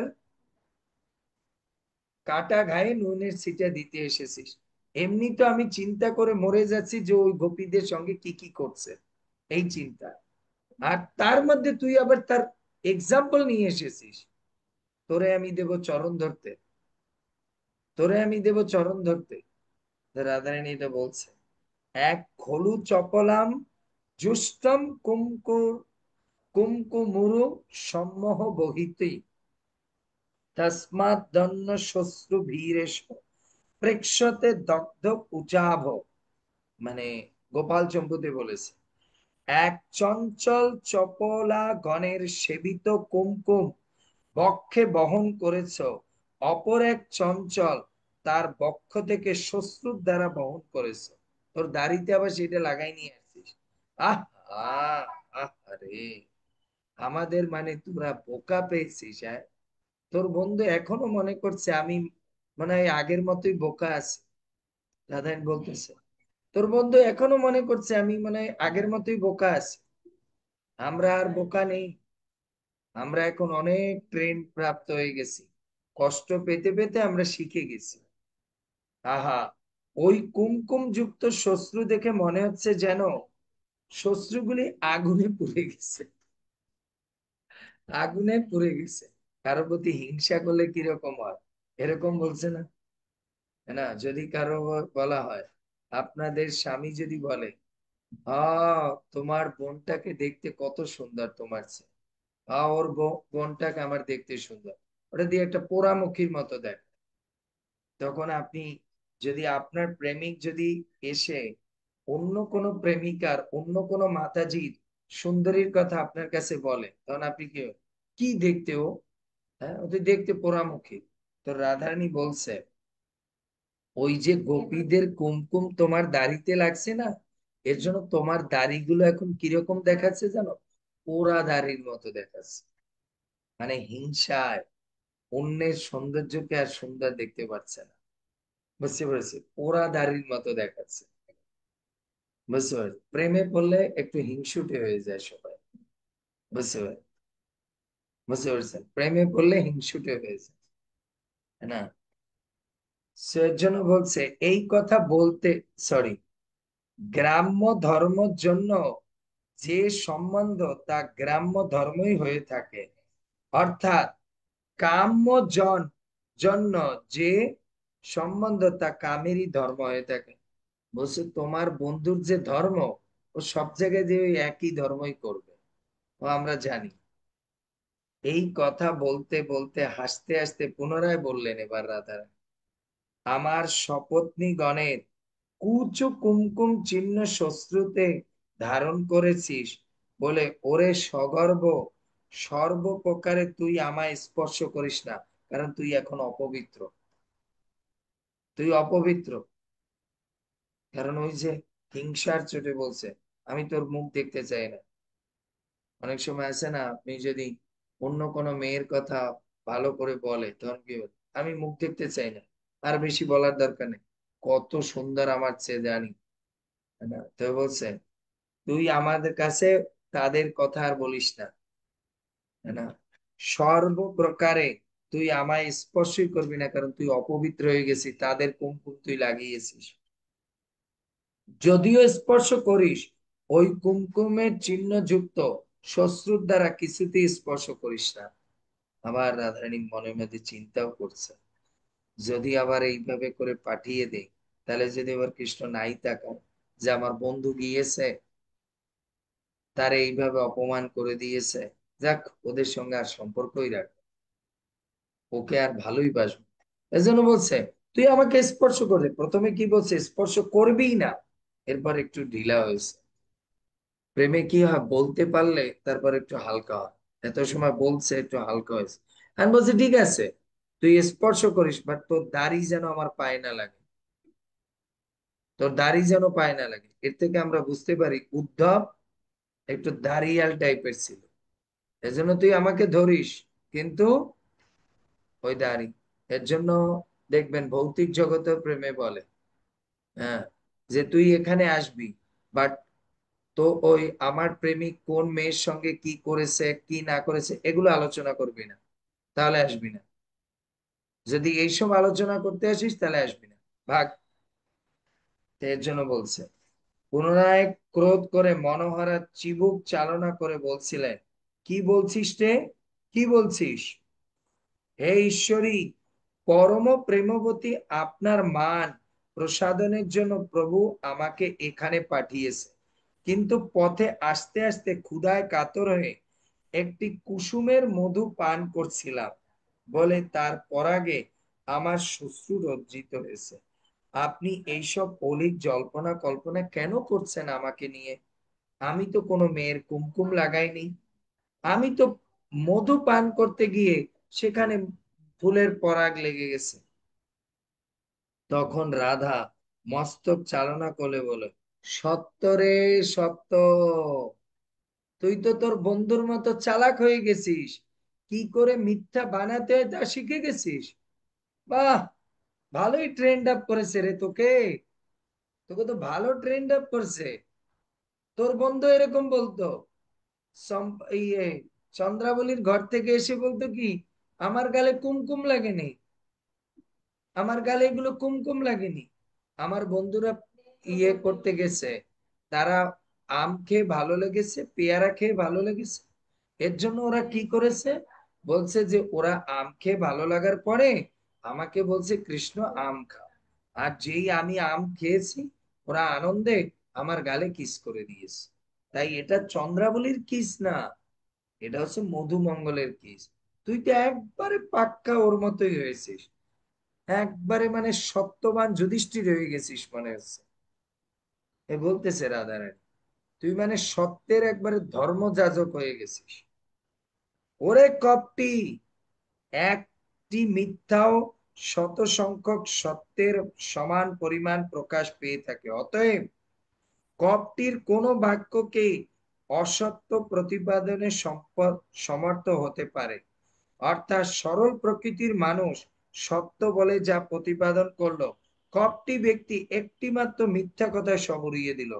আমি যে তোর শ্বশ্রুলগ্ন প্রীতি মাটিকে মদীয় সপত্নীর কুচ কুমকুম রূপে স্থাপন করলাম, তুই পুষ্প পরাগ লেগেছে বলে আমার সত্যটাকে মিথ্যা বলে উড়িয়ে দিলি।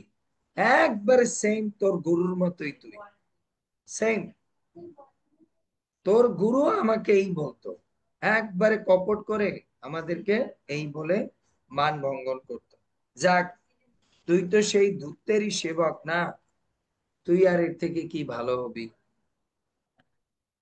রাধারানী বলছে, যাক, তুই তো সেই দূতেরই সেবক, তোর সঙ্গে আমাদের পর চালনা, বাক্য বিন্যাস অথবা বিবাদে কি প্রয়োজন? কারণ তুই তো ওরকমই হবি, তুই তো আর ওর থেকে বেশি ভালো হবি না, কারণ তুই তো একই গুরু শিষ্য না। সেই কপটির প্রসন্নতাকারী বাক্যই বা আমাদের কি প্রয়োজন? হয়েছে, তোর লাগার বেশি কথা বলবো না, বাদ দে। তোর লাগে কি কথা বলবো? ওকে তো আমরা ছেড়েই দিয়েছি, ওকে তো আমাদের হৃদয় থেকে ডিলিট করে দিয়েছি। রাধারানী বলছে আর কান্না করছে, বলছে আর কান্না করছে, আরে যে সে যে তোকে এখানে পাঠিয়েছে তাতেই বা আমাদের কি প্রয়োজন? আমরা তো তাকে এখন আর ভালোবাসি, কিন্তু সে কপটি মধুপতি মধুবধূগণের মানান্তে প্রসন্নতা প্রাপ্তি হোক, আমি এই কামনা করি। আমি এই কামনা করি, আমাদের মান তো আর ভাঙাতে পারলো না, এবার ওই মধুপুরীর মধুপদের যেন মান ভাঙাতে পারে। বুঝতে পেরেছে? কারণ সেও মধুপতি, তারাও মধুবধূ, উভয় স্থানই মধু সংলগ্ন আছে। কি সুন্দর হিংসায় বলতেছে, বলছে তোর বন্ধু হচ্ছে মধুপতি, আর ওই মথুরার যে গোপী তারা হচ্ছে মধুবধূ। এর জন্য দুজনের সঙ্গে মিলবে, কারণ দুজনের নামের আগেই মধু আছে, এজন্য মধুতে মধুতে মিক্সচার হয়ে যায়। এক মধুবধূর মান প্রসাদন করতে করতে যেন আবার অন্য মধুবধূ মানিনী হয়, তার মান প্রসাদ করতে করতে যেন অন্য বধূ মানিনী হয়, এই প্রকার প্রবাহ কর্মে মধুবধূগণের মান প্রসাদই যেন সে নিজের অসাধারণ মাহাত্ম রূপে বহক রহুক। আমি আশীর্বাদ করি তোর বন্ধুর যেন এরকম অনেক মধুপতি বউ হয়, একজনের মান ভাঙলেই আর একজন মান করে, আর একজন মান, এইভাবে এক একজনের সঙ্গে সে যাতে জীবনটা কাটিয়ে যেতে পারে। আমাদের তাতে কি প্রয়োজন? তুই সেইখানে দৌত্য গ্রহণ কর, কারণ তোমার নামও মধু সংলগ্ন, তুমিও মধু, সেও মধুপতি, তার বধূগণ তারা হচ্ছে মধুবধূ। যেহেতু সমভাবাপন্ন ব্যক্তিগণের পরস্পরের মিলন সুখের হয়ে থাকে, যেমন মদ্যপায়ী, সন্ডি মানে মদ বিক্রেতা, ধূর্ত, এদের পরস্পরের মিলনে সুখী দেখতে পাওয়া যায়। তার মানে রাধারানী বলছে সমভাবাপন্ন ব্যক্তিদের মধ্যে মিলনে সুখ হয়। তাই তোর বন্ধু হচ্ছে মধুপতি, আর মথুরার গোপীরা হচ্ছে মধুবধূ, আর তুই হচ্ছে আবার তার মধু বন্ধু, মধু। তাই তোদের তিনজনের মিলন হলে না সোনায় সোহাগ হবে। তাই তুই এখানে টাইম ওয়েস্ট করিস না, এখান থেকে ভাগ, ভাগ, ভাগ, তোর বন্ধুর কাছে যা, যা, তোকে আমরা দেখতে চাই না। শ্রী রাধা এ কথা বলে সহাস্যে পুনরায় মাৎসর্যের সহিত ভর্ৎসনা করতে করতে বললেন, যদু যদু সদোষী বিড়ম্বন। ওরে মধু, তোর প্রভু যে মধু বধূগণের মান প্রসাদন নিজের গৌরব ও ঐশ্বর্য বলে মনে করছে, যদু সবাই সেটি কিন্তু তার লাঞ্ছনা ভোগের কারণ হবে। তোর বন্ধুকে বলিস, এই যে মথুরার বাসী, মানে বাংলায় বুঝাচ্ছে মথুরার মেয়েদের সঙ্গে যে প্রেম করছে, এই কথা যদি যদু সবাই সবাই জানে, তাহলে কিন্তু তোর বন্ধুর প্রেস্টিজ নষ্ট হয়ে যাবে, সেটা একটু স্মরণ করিয়ে দিস। ভোগ করতে হবে, কারণ সেই সব যাদব বংশমর্যাদায় শ্রেষ্ঠ গৌরবান্বিত একটি গোপকুমার এসে তাদের বধূবর্গকে ভোগ করেছে, এ কথা যদি জানতে পারে তাহলে তারা কিছুতেই সহ্য করবে না। তারা কিন্তু কৃষ্ণকে ঠিক মতন ধোলাই করবে, পানিশমেন্ট করবে। বুঝছেন? এখানে তো সব সরল গোপ। সুতরাং যদ্যপি তোর প্রভু গোপ বনিতার সতীত্ব ধ্বংস করেছে বটে, তথাপি তারা পীত বসিত সরল হৃদয় বলে এরা তাকে কিছুই বলেনি, অম্লান বদনে সব ক্ষমা করে দিয়েছে। কিন্তু যদু বংশের কোনো কেউ কিন্তু ছাড়বে না। ওখানে যেন আবার প্রেম করে ভেগে না যায়। ওখানে কিন্তু কৃষ্ণকে সাইজ করে দেবে যদি উল্টাপাল্টা করে। তো এর জন্য বলছে, যদি বলিস এসব গুপ্ত রহস্য যাদবগণ জানবে কি রূপে? তো রাধারানী আবার উত্তর দিয়েছে, আমার বন্ধু যে মথুরার গোপীদের সঙ্গে গোপাঙ্গনার সঙ্গে প্রেম করছে, এটা যাদবরা জানবে কিভাবে? উত্তরে রাধারানী বলছে আবার, ওরে মধু, তোর মতো বিবেক শূন্য কীট বা দূত যার থাকে তার কি আর গোপন কিছু থাকে? গোপন কিছু থাকে? তো মধু বলছে, কি রে, বুঝতে পারলাম না তো রাধে কি বলতেছিস। বলছে, দেখ আমরা কিভাবে বুঝলাম যে তোর বন্ধু ওখানে খুব ভালো করে মধু পান করছে? বলছে, কিভাবে বুঝলে? বলছে, দেখ, তোর বন্ধু যে মালা গলায় দিয়ে ওই গোপীদের আলিঙ্গন করছে, একটু পরেই তুই সেই কৃষ্ণকে ওই যে কুমকুম লাগানো মালা পরিহিত অবস্থায় তুইও গিয়ে আলিঙ্গন করেছিস। আর তোর গালে তখন তোর দাড়িতে ওই কুমকুম লেগে আসছে। আর তা দেখে আমরা বুঝতে পারতেছি যে সে ওইখানে কি পরিমাণ মধু খাচ্ছে। যে তোর মতো মূর্খ যে অনুচর থাকবে, সে যে কোনো জায়গায় ধরা খাবে। তাই তোর বন্ধুকে গিয়ে বল তোকে আরো ভালো করে ট্রেনিং দিতে। নাহলে কিন্তু যদি যাদবেরা জানতে পারে যে তোর এরকম একটা গোপ বালক মথুরায় গিয়ে গোপনে গোপনে আমার বউদের সঙ্গে প্রেম করছে, ব্রজ মথুরাবাসিনী গোপীদের সঙ্গে প্রেম করছে, ধরে কিন্তু সাইজ করে দিবে। আমাদের ব্রজ গোপারা সহজ সরল, আবার তাকে তোকে ওকে প্রেম করে, এর জন্য ছেড়ে দিয়েছে, কিছু বলেনি। কিন্তু যাদবেরা কিন্তু এত সহজে ছাড়বে না, সাইজ করে দেবে কিন্তু। বুঝে দেখ, দেখি আমি গোয়ালিনী হয়ে ব্রজে থেকে চোখে না দেখেও তোর প্রভুর দুর্ব্যবহার ধারণ করলাম কি করে। ভ্রমর যেন বলছে, আমায় নির্বোধ বলে বলছো কেন? তদুত্তরে বললেন, মূর্খ, মথুরা থেকে আসার সময় পথে কি কোথাও জল দেখতে পাসনি? হয় মূর্খ, তুই জল দেখতে পাসনি যে তোর দাড়িটা ধুয়ে আসবি, যে আমরা দেখলে পরে এটা বুঝতে পারবো? যদি জলে তোর শ্বশ্রুগুলো ধুয়ে আসতিস, তাহলে কি করে তোর এইসব গুপ্ত রহস্য এতখানি আমি ধরতে পারতাম? পারতাম না তো। তাই রাধারানী দেখুন এখানেও কষ্ট হচ্ছে তার, যে এখানে কষ্টটা নিজের জন্য হচ্ছে না। ভালো করে বুঝেন এই কথা কেন বলছে রাধা। আচার্যগণ এর উপরে টিকা লিখেছে যে আমার এর জন্য কষ্ট লাগছে কৃষ্ণ অন্য গোপীদের কাছ থেকে মধু পান করছে তার জন্য না। কিন্তু অন্যান্য গোপিকারা যে কৃষ্ণকে খারাপ মনে করবে, যে কৃষ্ণ এই রাধা রানীর সঙ্গে প্রেম করেছে, এখন আবার অন্য গোপীদের সঙ্গে প্রেম করে মধু পান করছে, এটা যে অন্য গোপীরা টিপ্পাটিপি করবে, টিপ্পনি কাটবে, এইটার জন্য খারাপ লাগে। এর জন্য, ওরে মূর্খ, তুই কি একটু দাড়িটা ধুয়ে আসতে পারলি না? ধুয়ে আসতে পারলি না? তাহলে তো আমার গোপীরা এটা বুঝতো না, কৃষ্ণের নিন্দা করতো না। আমি কি করে সইব? আমি নয় সয়ে নিলাম সে হাজার গোপীর সঙ্গে সম্পর্ক করুক, তারপরও তো আমি রাধা ওকেই প্রেম করি। কিন্তু আমার গোপীরা যে হাসাহাসি করবে কৃষ্ণকে নিয়ে, এটা তো সহ্য করতে পারবো না। তাই তোকে বল একটু ভালো করে ট্রেনিং দিতে।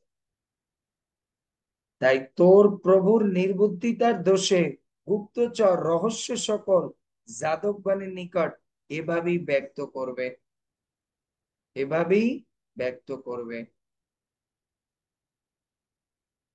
তো যদ্যপি গন্ধ নকুল, নকুল মানে সূচক, যদ্যপি গন্ধ নকুল অন্যের নিকটে গোপনে নিজেকে গোপন করতে চায় বটে, কিন্তু তার অনিবার্য গন্ধই যেন তাকে সকলের নিকট প্রকাশ করে দেয়।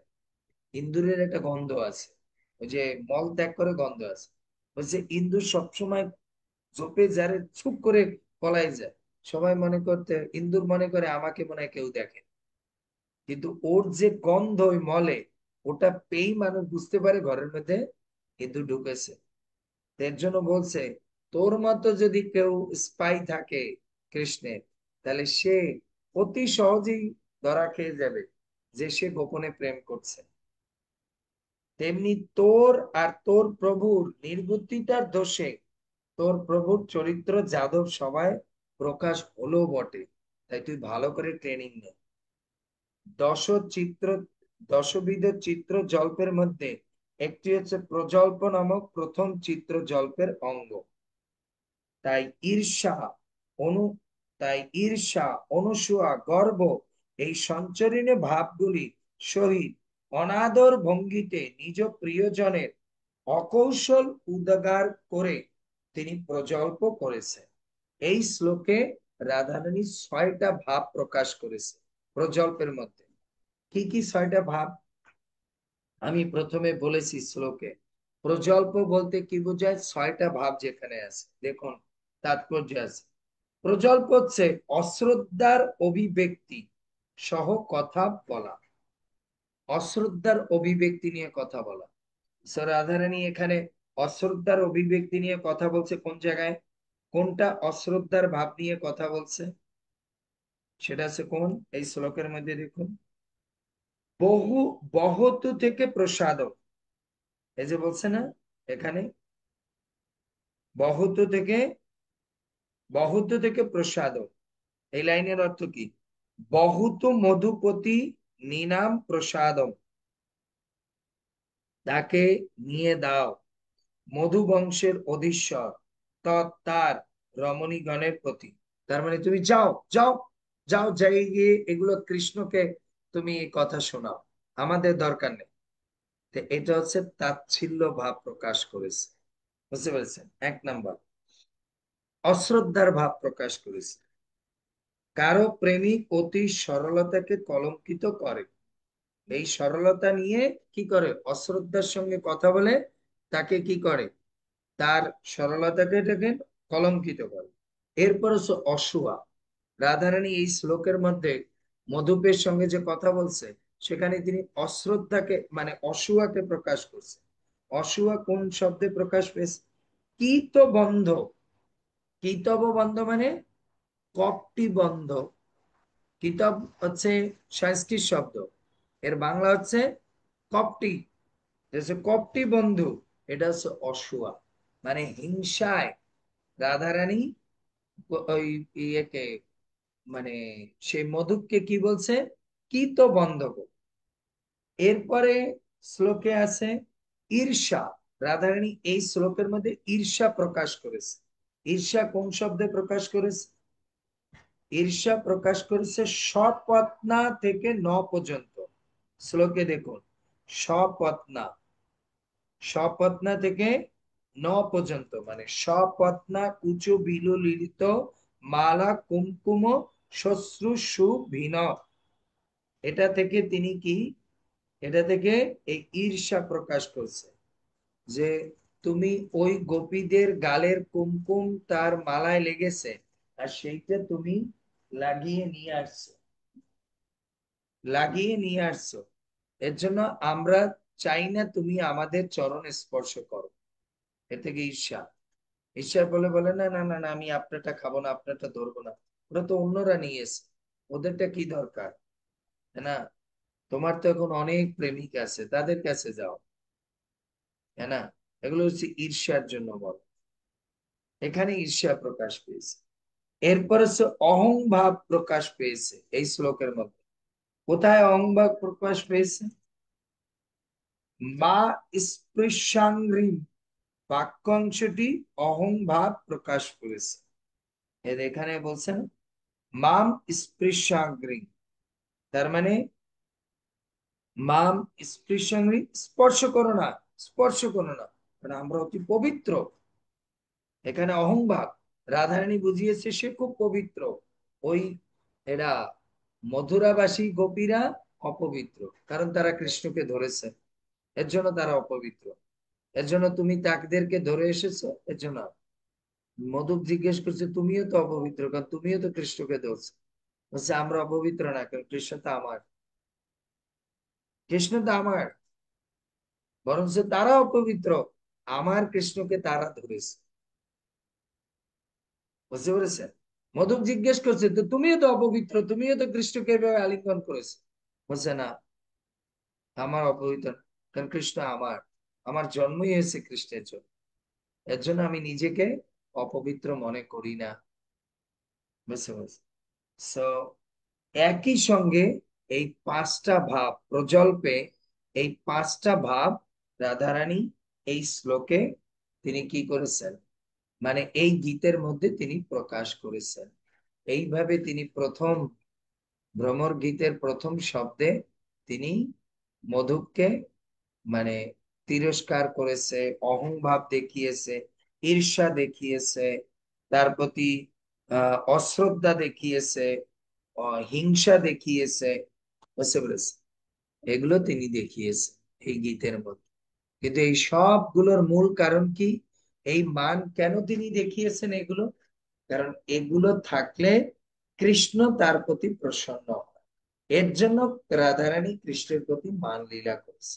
গোপীরা বলছে না, ব্রজ গোপীদের কোনো সম্পদ নেই, তাদের একটাই ধন আছে, সেটা হচ্ছে কি মান। আর এই মান ধনের দ্বারাই তারা কৃষ্ণকে বশ করেছে বা কিনে ফেলেছে, যেটা তোমার বন্ধু আর কোনো জায়গা থেকে অর্জন করতে পারে না।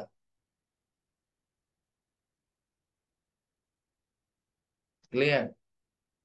সো হরে কৃষ্ণ কৃষ্ণ কৃষ্ণ হরে হরে, হরে রাম রাম রাম হরে। শিল প্রভুপাদ কি জয়।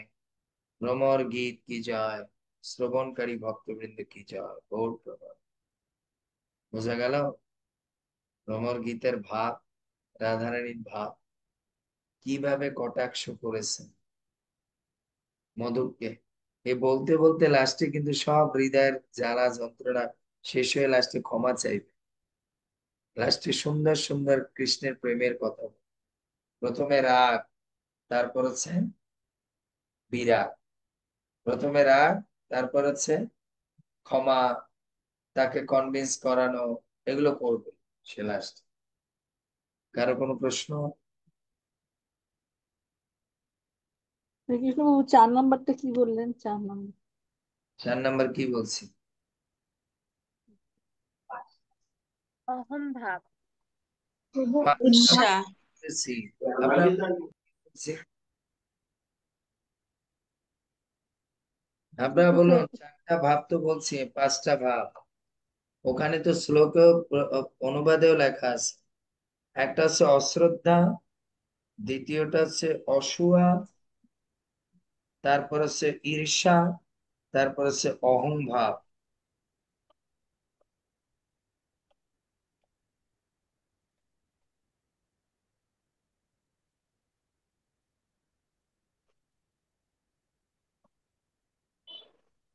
আর তাদের হচ্ছে অতি সরলতা।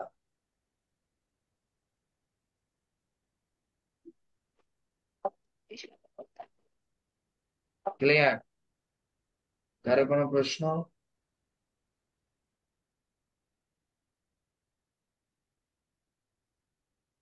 প্রশ্ন নেই তো, এবার শ্লোক নেই। হরে কৃষ্ণ প্রভু প্রণাম। না, প্রভু, এখানে যে বলেছেন যে 10টা ভাব, তার মধ্যে এই 5টা প্রধান, তাই তো? হম, রাধারানীর 10টা চিত্র, প্রজল্প ভাব এখানে প্রকাশ পেয়েছে এই 10টা শ্লোকে। তাই আজকের শ্লোকে ওনার ভাবটা হচ্ছে প্রজল্প। তো এই প্রজল্প ব্যাখ্যা করলে পাওয়া যায় প্রজল্পের মধ্যে এই 5টা ভাব আছে। এটা হচ্ছে প্রজল্পটা হচ্ছে এনার চিত্তের স্থিতি, সেই স্থিতির মধ্যে 5টা ভাব আছে। বুঝতে পেরেছেন? এর জন্য কালকে আপনি যে শ্লোকটা শুনবেন সেটা আবার অন্য আরেকটা ওনার চিত্তবৃত্তি বুঝতে পারবেন। ক্লিয়ার? আর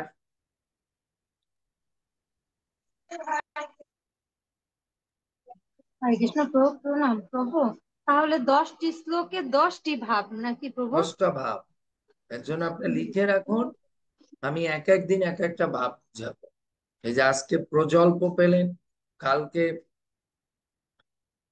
অপ্রজল্প, এরকম করে বলবো আমি এক একটা ভাবে আচার্যগণ কোন কোন চিত্র রঞ্জ ভাব বলেছে, শ্লোকে বলেছে না অনুবাদে,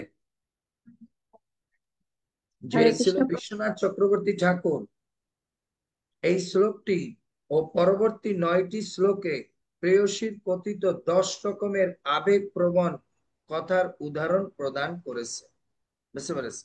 আবেগ প্রবণ যে 10টা ভাব সেটা প্রয়োগ করেছে।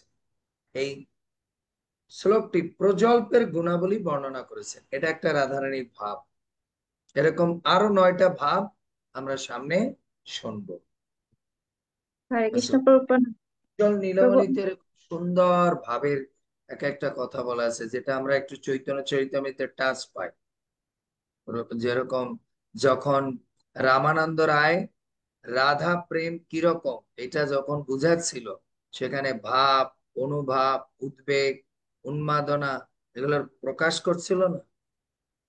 এই জন্য আমরা তো প্রেম বলতে মানে মনে করি যে মনে হয় শারীরিক সম্পর্ক, কিন্তু প্রেম যে কতটা উন্নত এটা আমরা বুঝতে পারি না। হ্যাঁ, কি বলছেন মাতাজি? হরে কৃষ্ণ প্রভু, অপরাধ ক্ষমা করবেন প্রভু। এই যে বিরোহিনী শ্রী রাধিকা আপনি যে বললেন, মানে সম্পূর্ণই মানে মিল আছে, মানে আপনি যে ওই করতেছেন, আমি তো পড়েছিলাম, তো আজকে বের করে দেখলাম আর কি। তো এখানে অনুসূয়া, ঈর্ষা ও গর্ব এই তিনটা মিলেই মানে প্রজল্প করছেন উনি। হ্যাঁ, মানে এখানে ওনার ওটা গৌর মায়াবী। গোবিন্দ, ওটা গৌর গোবিন্দ মহারাজ লিখেছেন। হ্যাঁ, হ্যাঁ হ্যাঁ, এ হচ্ছে, মায়াবী। এই যে আমি পড়ছি এটা হচ্ছে গোপাল চম্পুতে আছে, বিশ্বনাথ চক্রবর্তী পাদের টিকায় আছে এই কথাগুলো। বুঝতে হ্যাঁ পেরেছি? প্রভু, জীব অনেকটাই মানে। গোস্বামী, জীব গোস্বামীর গোপাল চম্পুতে ভ্রমর গীতের উপরে তার টিকা আছে, সেটা আর বিশ্বনাথ চক্রবর্তী পাদের টিকা, এই দুটোকে মিক্স করে বলা হচ্ছে। প্রভু পড়ে গেছি কিন্তু ততটা তেমন করতে পারিনি, কিন্তু আপনি যে আজকে আপনার কাছে শুনে শুনে আমি সব মিলে মিলে মানে খুব ভালো লাগতেছে শুনতে এইটা।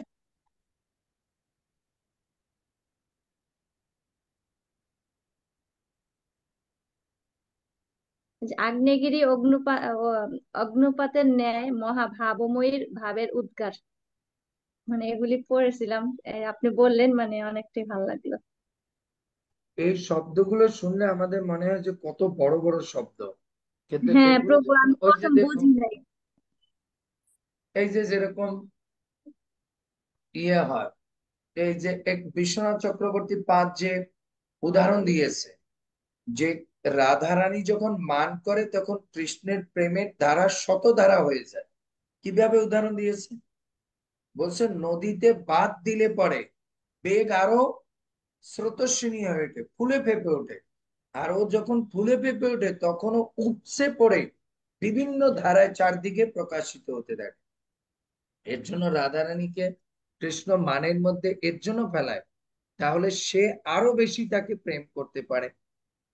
তো আগ্নেয়গিরির লাভা, ঠিক রাধারানী হচ্ছে দিব্য উন্মাদনা, কৃষ্ণের প্রেমের ভাবে সে এতটা ভাবিত হয়ে যায়, তখন যখন ওই লাভা ওঠে তখন চতুর্দিকে সেটা প্রকাশিত হতে থাকে চতুর্ভাবে, রাগ করে, গালি মেরে, চিল্লা পাল্লা করে, হ্যাঁ না, চলে যাবে।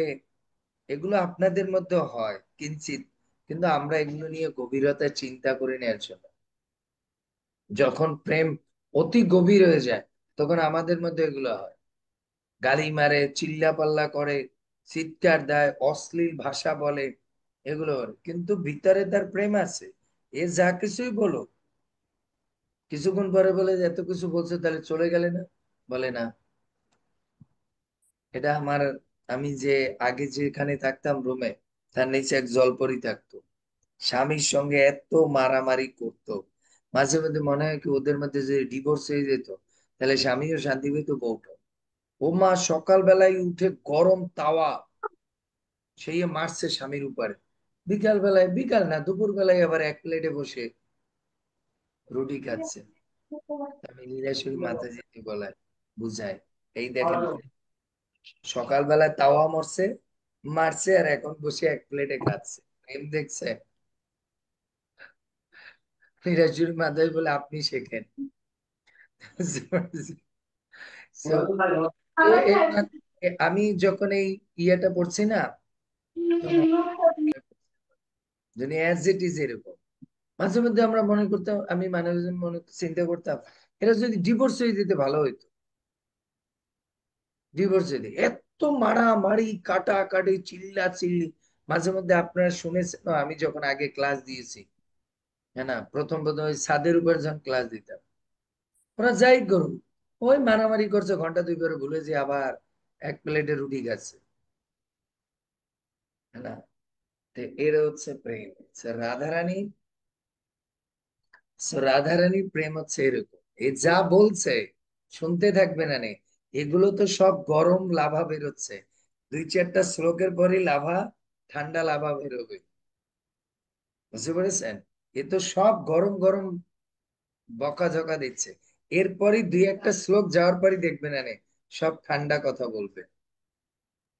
তারপরে মায়াবী ভাবের মানে গোপী উদয় হবে। গোপিকারা বলছিল না, গোপী গীতে প্রথমে গরম গরম কথা বলছে, এই আমরা ব্রজবাসী, আমরা তোমার গ্রামেরই, তোমার ইয়ে, তুমি কি করে, তোমার পাপ লাগবে, এই লাগবে। তখন ধীরে ধীরে দেখছে এইসব বলে কোনো কাজ হচ্ছে না, তখন কি বলছে, কৃষ্ণ তোমার চরণ দুখানি আমাদের বুকের উপর রাখো, তোমার হাতটা আমার মাথার উপর রাখো, তাহলে আমাদের মাথাটা ঠিক হবে। উল্টা পাল্টা অনেক কিছু বলে ফেলেছে, তাই রাগের জ্বালায় অনেক কিছু বলে ফেলেছে, পরে আবার কনভিন্স করতেছে। তাই রাধারানী এই 10টা শ্লোকের মধ্যে, ওই গীতের মধ্যে উনি এরকম প্রথমে একটু গরম ভাবে কথা বলছে, পরে ধীরে ধীরে ঠান্ডা ভাব আসবে, বুঝতে পেরেছি? ঠান্ডা ভাব প্রাপ্ত হবে। হরে কৃষ্ণ। তো আমাদের এই কথার মধ্যে দিয়ে ধরুন, এটা তো ওনাদের প্রেমময় লীলা, আমাদের জীবনের শিক্ষা হচ্ছে এটা, জীবনে যা কিছু হোক, ভগবত ভক্তের সঙ্গে বা ভগবত ভক্তিতে কখনোই আমরা কখনো প্রেমময় বস্তুকে ছেড়ে যাওয়া যাবে না। তা আমাদের ওই প্রেমময় বস্তু হচ্ছে ভগবানের নাম, ভগবানের কথা, ভগবানের ভক্তের সঙ্গ। সে হয়তো আমরা একটু বকাঝকা করলাম, হয়তো মন্দিরে একটু দোষ ত্রুটি দেখলাম, হয়তো দু চার কথা বলবো, কিন্তু যাতে মাতাল তালে ঠিক থাকতে হবে। যাই বলি না কেন, যা কিছুই বলি না কেন, বাট আমরা ইসকনের, আমরা প্রভুপাদের, আমরা ভক্তদের, আমরা ভক্তির, এটা মনে রাখতে হবে। তা আমরা যে যত কিছুই আমরা হয়তো জড়জগতে থাকাকালীন বিভিন্ন মন্তব্য আমরা করতে পারি, কিন্তু জায়গায় আমরা এক জায়গায় ঠিক থাকতে হবে। তাই রাধারানী যত কিছুই যা বলুক, কিন্তু লাস্টে এটা ঠিক যে আমি কৃষ্ণ ছাড়া বাঁচব, কৃষ্ণ ছাড়া বাঁচব। উদ্ধব বলবে, যেহেতু আপনার এতই কপটির প্রতি এতই ঘৃণা, এতই উদ্বেগ, ভুলে যান। উদ্ধবকে বলবে এইটাই তো আমাদের প্রভু, এই বলে লাস্টে কান্না করবে। উদ্ধব বলবে আপনার যেহেতু এতই তার প্রতি অভিমান, তাহলে আপনি তাকে ভুলে যান। বলছে ওইটাই তো প্রবলেম উদ্ধব, আমরা যে তাকে বলতে পারতেছি, বলতে চাই কিন্তু বলতে পারবো। তুমি, আমি জানি তুমি আমাদেরকে শিখাতে এসেছো তাকে প্রেম, বরঞ্চ তুমি আমাদের এমন কিছু বুঝাও যাতে আমরা তার প্রেমটাকে ভুলে যাই। বুঝতে পারছি? লাস্টের দিকে উনি বলবে, ঠিক আছে। প্রভু উনি রাধারানী এও বলে যে দেবলোকে মর্ত্যলোকে পাতালে কে না মানে তাকে তার প্রতি আকৃষ্ট না হয়, মানে এও বলছে, মানে এটাও বুঝতেছে যে সবাই তো ভালোবাসে, সেটাও স্বীকার করছে। কয় আমি কি রাধানী এটা উদ্ধবকে বলবে আমি জানি, রাগের সে বলছি তো না। সুন্দর, সুন্দরকে তো সবাই ভালোবাসবে, সে তো এত সুন্দর, তার রূপ, তার যৌবন, তাকে তো ভালোবাসবে। কিন্তু উদ্ধব আমি তো মানাতে পারি না আমাকে, বুঝি, কিন্তু বুঝেও আমি আমার আবার প্রেমের কারণে আমি নিজেকে ধরে রাখতে পারি। আবার বলে যে ঈর্ষায় বলছি না। হুম, এই কথা বলতে বলতে সে কান্না করে দেবে। এর জন্য সে খুব সরলপনা, তো এর জন্য রাধারানীর মতো সরল হতে হবে। হরে কৃষ্ণ। জয় শিল প্রভুপাদ কি জয়। তো এই সমস্ত ভাব আসবে কিসে? ভক্ত সঙ্গে। এবার আসুন ভক্ত সঙ্গের শ্লোক বলুন। এবার আচ্ছা, হরে সবকিছু কৃষ্ণ বাদ, এখন প্রভু। ভাবটা বাদ দিয়ে এখন লাঠিতে আসেন। বলেন। প্রভু, ওই যে আপনার ইউটিউব চ্যানেলের মধ্যে ভাগবতের ক্লাসগুলো কি প্রথম থেকে কিছু বাকি না, আছে? প্রথম প্রথম না, না। প্রথম স্কন্ধ নেই। কারণ আমরা যখন এই ক্লাসটা শুরু করি তখন আমরা ক্লাসটা ইউটিউবে দিতাম না। তা আশা করি 2027-এ আবার আমরা প্রথম স্কন্ধটা শুরু করতে পারবো, আশা রাখি। বাকিটা রাধারানীর ইচ্ছা। কারণ আরো 1 বছর লাগবে এই বাকি 3-4টা গ্রন্থ আছে ভাগবতের, এটা শেষ করতে। এই দেখুন গোপী গীতের একটাই আমি বর্ণনা করছি 1.5 ঘন্টা। তো এরা কিভাবে ভক্তি শাস্ত্রীতে, ভক্তি বৈভবে 1 ঘন্টার মধ্যে 6 অধ্যায় শেষ করে দেবে? এর এক এক শব্দের উপরে ধ্যান অনুধ্যান করতে হবে। এই যে কপটি শব্দের অর্থ বুঝতে পেরেছে? রাধারানী কপটি কোন অর্থে বলছে? যিনি রাধারানীকে তার হৃদয়ের মধ্যে নিয়ে কপাট বন্ধ করে রেখেছে, এর জন্য তিনি তাকে কপটি বলছেন। কিন্তু আমরা মনে করতাম কপটি বলছে এটা কৃষ্ণকে মনে হয় গালি দিচ্ছে, কিন্তু এটা গালি দিচ্ছে না, গালি দিচ্ছে না। বুঝতে পেরেছে? এর জন্য রাধারানী যাই বলে তার মুখ্য উদ্দেশ্য হচ্ছে ওগুলো সব প্রেমময় সব। এর জন্যই তো ইয়ে মহাপ্রভু বলছেন চৈতন্য যে প্রিয়া যদি মোরে করেন ভৎসন, ওটা আমার বিদুস্তুতির থেকেও ভালো লাগে। কেন? ওটা হতে পারে তোমাদের কাছে গালি, কিন্তু ওটা আমার কাছে আমি জানি যে সে কি, কোন দৃষ্টিকোণ, কোন মনোভাব নিয়ে বলছে। এর জন্য রূপ গোস্বামী পাদ ক্লাসের শুরুতেই বিশ্বনাথ চক্রবর্তী পাদ বলেছেন না যে রাধারানীর ভাবের গীত। তাই এ যদি বুঝতে হয় তাহলে রাধারানীকে আগে আমাদের উপরে তার করুণার বারিশ বর্ষণ করতে হবে। তাহলে এই ভাবকে, এই কথাকে বুঝবো। না হলে বলবো বলবো বুঝবো যে রাধারানী কতটা খারাপ, কৃষ্ণকে এরকম গালিগালাজ করছে। বুঝতে পারছি? হরে কৃষ্ণ। জয় শিল প্রভুপাদ কি জয়। শ্রবণকারী ভক্তবৃন্দ কি জয়, গৌর প্রেমানন্দ। এবার আসুন শ্লোকে।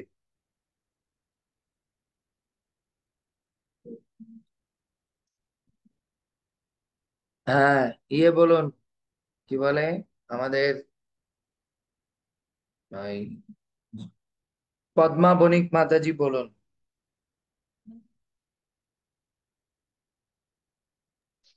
হরে কৃষ্ণ প্রভু প্রণাম। শোনাও। ভক্তি স্তুতি ভক্তি স্তুত ভগবদ ভক্ত, ভগবদ ভক্ত সঙ্গতে পরিজায়তে, সৎসঙ্গ সঙ্গেন, সঙ্গেন পরিজায়তে। সঙ্গে ন পরিজায়তে, সৎসঙ্গ প্রাপ্যতে পুংভি, সুকৃত সুকৃতই ওই পূর্ব সঞ্চিতই। হুম। তারপর অনুবাদ: ভগবত সঙ্গের ভগবত ভক্ত সঙ্গের প্রভাবে ভক্তিবৃত্তি উদিত হয়। তারপর পুরুষ সকল পূর্ব জন্মের সুকৃতির ফলে ভগবত সঙ্গ লাভ করে। হরে কৃষ্ণ প্রভু প্রণাম। এই শ্লোকটা, প্রত্যেকটা শ্লোক মুখস্থ রাখা ইজি যদি অনুবাদটা মাথার মধ্যে রাখতে পারে। বুঝতে পেরেছ? ভক্তিস্তু ভাগবত, ভক্তিস্তু ভগবত ভগবত ভক্ত। তার কারণ সঙ্গতে দেখুন শ্লোক কিভাবে, প্রথম লাইনে বলছে যে ভক্তের মাধ্যমে ভক্তি লাভ হয়। তার মানে ভক্তিস্তু ভগবত ভক্ত, ভক্তিস্তু ভগবত ভক্ত সঙ্গে না পরিচায়তে, তাদের সঙ্গের মাধ্যমে সেটা আমাদের জীবনে প্রকাশিত হবে। এরপর বলছে শতসঙ্গ প্রাপ্যতে পুংভি, সৎসঙ্গের ফলে পুরুষেরা উদ্ধার হয়ে যায়, তাই না? পুরুষেরা উদ্ধার হয়ে যায়। সুকৃতই পূর্ব সঞ্চিত, পূর্ব পূর্ব জন্মের সঞ্চিত। সুকৃতির ফলে এটা প্রাপ্ত হয় ইজিলি। সুকৃতই পূর্ব জন্মে সঞ্চিত, কারণ সুকৃতি পূর্ব জন্ম থেকে আসে। ইয়ে বলুন, কি বলে, সর্বেশ্বরী মাতাজি বলুন। প্রভু, আমি একটু তাইলে আসি প্রভু। হরে কোথায়? কৃষ্ণ। হরে প্রভু, কৃষ্ণ রুটি করুম, রুটি করুম, হ্যাঁ, রুটি রুটি করুম। আরে গোবিন্দ রাত্রির 12টায় এখন রুটি খাবে? কি করুম তাইলে? প্রভু ভক্তি বৈশা ভগবত কালকের শ্লোক ভক্ত কিন্তু আমি দেবই, সবাই বলবে। তারপর কেউ যদি বলে প্রভু শ্লোকটা একটু বলেন, আমি কিন্তু বলবো না, আমি লাস্টে বলবো। ভক্তিস্তু ভগবত সঙ্গ সঙ্গেন পরিজায়তে সৎসঙ্গ প্রাপ্যতে পুংভি পুংভি সুকৃতে সুকৃতে পূর্ব সঞ্চিত। অনুবাদ: ভগবত ভক্তের সঙ্গের প্রভাবে পূর্ব পূর্ব ভক্তি বৃদ্ধি উদিত হন। পুরুষ পুরুষ সকল পূর্ব জন্মের সঞ্চিত সুকৃতির ফলে শুদ্ধ ভক্তের সঙ্গপ্রাপ্ত হন। হরে কৃষ্ণ, প্রণাম আপনার চেয়ে। সুন্দর দেখে বলবেন না, তাহলে কিন্তু মুশকিল। সোনালী মাতাজি বলুন। প্রভু, অনুবাদ একটু দেখছি। হুম, আমি দেখছি। হরে কৃষ্ণ প্রভু। বৃহৎ নারদী পুরাণে বলা হয়েছে যে ভক্তিস্তু ভগবত ভক্ত সঙ্গেন পরিজায়তে। আহ, ভক্তিস্তু ভগবত ভক্ত সঙ্গেন পরিজায়তে। ভক্ত সঙ্গ সৎসঙ্গ, হ্যাঁ, সৎসঙ্গ। সঙ্গ প্রাপ্যতে পুংভি সুকৃতেই পূর্ব সঞ্চিতই। অনুবাদ: ভগবত ভক্তের সঙ্গ প্রভাবে ভক্তিবৃত্তি উদিত হন। পুরুষ সকল পূর্ব পূর্ব জন্মের সঞ্চিত শুদ্ধ সঞ্চিত পুরুষ সকল পূর্ব পূর্ব জন্মের সঞ্চিত আহ সুকৃতির ফলে শুদ্ধ ভক্তের সঙ্গ প্রাপ্ত হন। হরে কৃষ্ণ প্রভু। সুন্দর। ও শোনা শোনা গেছে? হ্যাঁ, হ্যাঁ। হরে কৃষ্ণ। নিত্য সেবিনী মাতাজি বলুন। হরে কৃষ্ণ প্রভু, প্রণাম নেবেন। বৃহন্না পুরাণের শ্লোক: ভক্তিস্ত ভগবত ভক্ত সঙ্গনে পরিজায়তে সৎসঙ্গ প্রাপ্ত পুভি সুকৃতি পর্ব সঞ্চিত। অনুবাদ: ভগবত ভক্তের সঙ্গ প্রভাবে ভক্তি ভক্তিবৃত্তি উদিত হয়। পুরুষ সকল পূর্ব পূর্ব জন্ম সঞ্চিত সুকৃতি সুকৃতির ফলে শুদ্ধ ভক্তের সঙ্গে প্রাপ্ত হন। হরে কৃষ্ণ প্রভু, প্রণাম। সুন্দর। গৌরাঙ্গ প্রভু বলেন।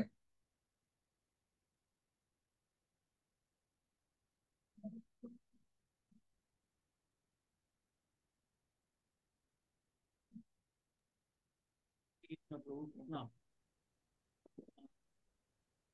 শ্রীমদ্ ভাগবত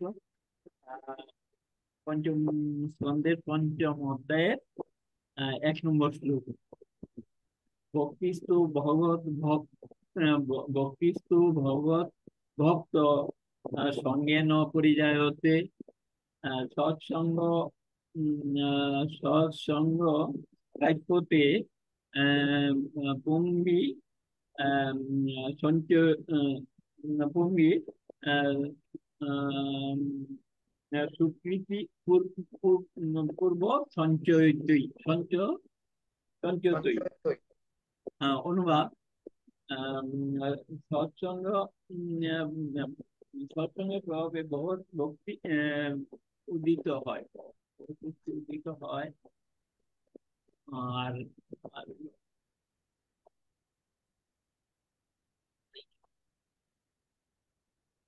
এইটা বলুন। হুম, পুরুষ পুরুষ সকল পুরুষ পূর্ব সকল পুরুষ সকল পূর্ব সুকৃতি সঞ্চিতের ফলে ভগবত সঙ্গ প্রাপ্ত হয়, শুদ্ধ ভক্তের সঙ্গ শুদ্ধ প্রাপ্ত হয়। ভক্তের সঙ্গ প্রাপ্ত হয়। আর কি? সুন্দর। ইয়ে কি বলে, সুবর্ণাঙ্গী মাতাজি বলেন। হরে কৃষ্ণ প্রভু, প্রণাম। আপনার তো চলে জুমের সকল ভক্তের চলে প্রণাম। ভক্তিস্তু ভগবদ্ভক্ত সঙ্গেন পরিজায়তে সৎসঙ্গ প্রাপ্যতে পুংভি সুকৃতৈ পূর্ব সঞ্চিতৈ। অনুবাদ। ভগবত ভক্তের সঙ্গের প্রভাবে ভগবত ভক্তের সঙ্গের প্রভাবে ভক্তিবৃত্তি উদিত হয়। পুরুষ সকল পূর্ব পূর্ব জন্মের সঞ্চিত সুকৃতির ফলে শুদ্ধ ভক্তের সঙ্গ প্রাপ্ত হন। হরে কৃষ্ণ প্রভু প্রণাম। রুমি মাতাজি বলেন।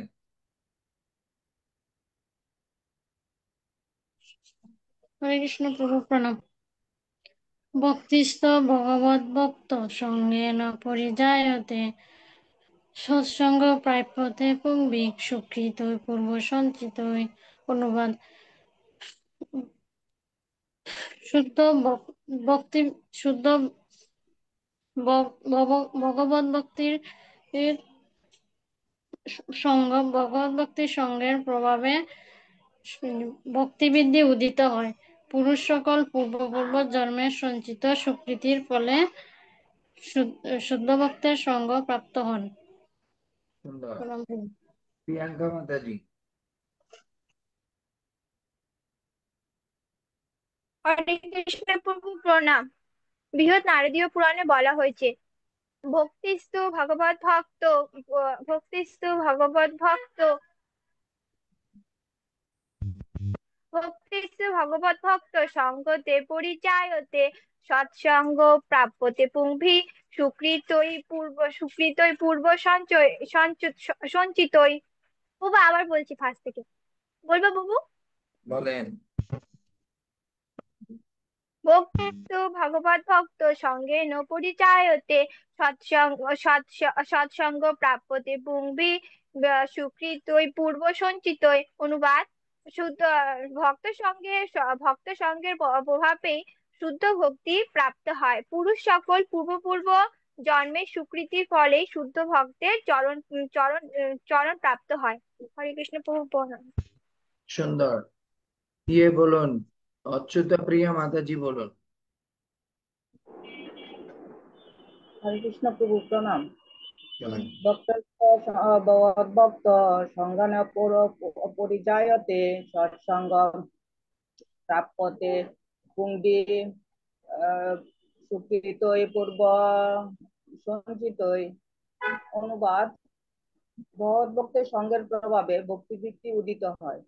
পুরুষ সকল পূর্ব জন্মের সঞ্চিত সুকৃতির ফলে ভগবদ্ভক্তির সঙ্গ লাভ করে। হরে কৃষ্ণ। সুন্দর। রাশেশ্বরী মাতাজি বলুন। হরে কৃষ্ণ প্রভু, আপনার সকল ভক্তদের যদিও নারদীয় পুরাণে বলা হয়েছে,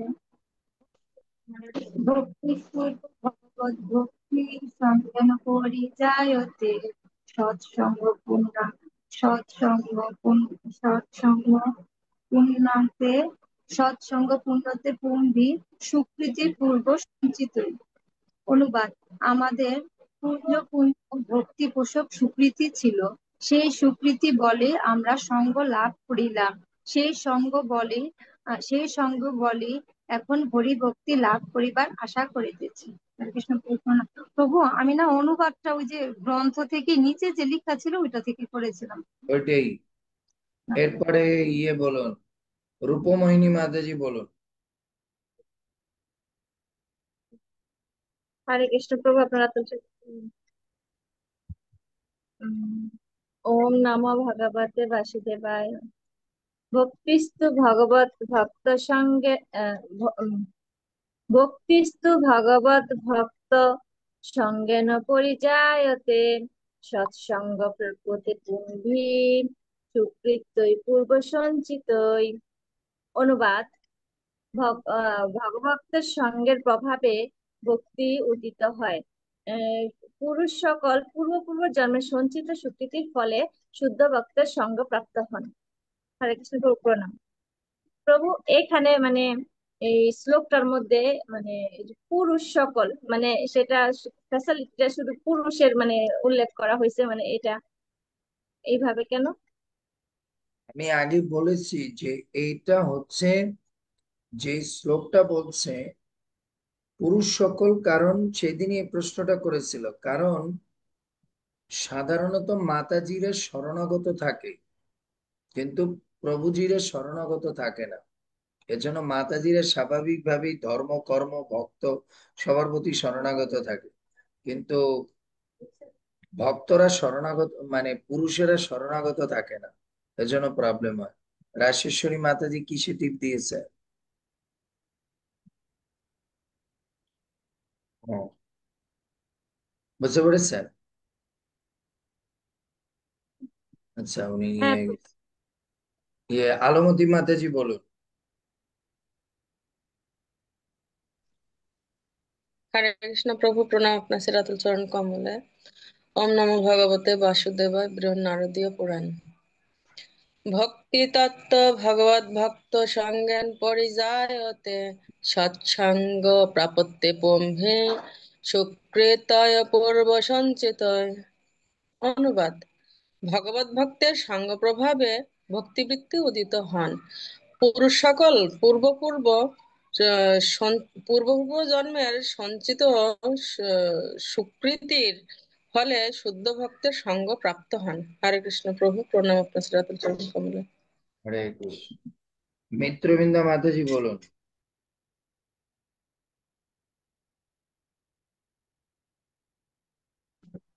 হরে কৃষ্ণ প্রভু প্রণাম। প্রণাম। বৃহন্নারদী পুরাণের শ্লোক। ভক্তিস্তু ভগবদ ভক্ত সঙ্গেন পরিজায়তে সৎসঙ্গ প্রাপ্যতে পুম্ভে সুকৃতই পূর্ব সঞ্চিতই। অনুবাদ: ভগবত ভক্তের সঙ্গ ভগবত ভক্তের সঙ্গ প্রভাবে ভক্তি বৃত্তির উদিত হয়। পুরুষ সকল পূর্ব জন্মের সঞ্চিত সুকৃতির ফলে শুদ্ধ ভগবত ভক্তের সঙ্গ প্রাপ্ত হয়। হরে কৃষ্ণ।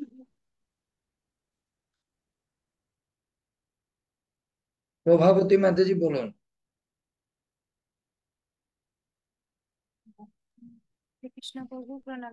সকল ভক্তদের চরণে প্রণাম।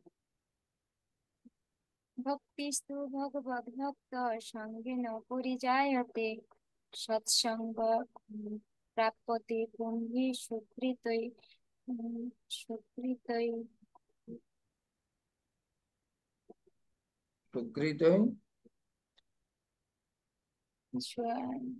সুকৃতই পূর্ব সঞ্চিতই। পূর্ব সঞ্চিতই। অনুবাদ: ভগবত কি হলো? ভগবত ভক্তের সঙ্গ প্রভাবে ভগবত ভক্তি উদিত হন। উদিত ভক্তের হয়। উদিত হ্যাঁ, হয়। পুরুষ সকল সকলের পূর্ব পূর্ব পাপ সঞ্চিত পাপ পূর্ব জন্মের সঞ্চিত সুকৃতির ফলে শুদ্ধ ভক্তের সঙ্গ লাভ হয়। হরে কৃষ্ণ। ভুল হচ্ছে কেন? বলুন। শ্লোকটা নিত্যপ্রিয়া মাতাজি বলুন।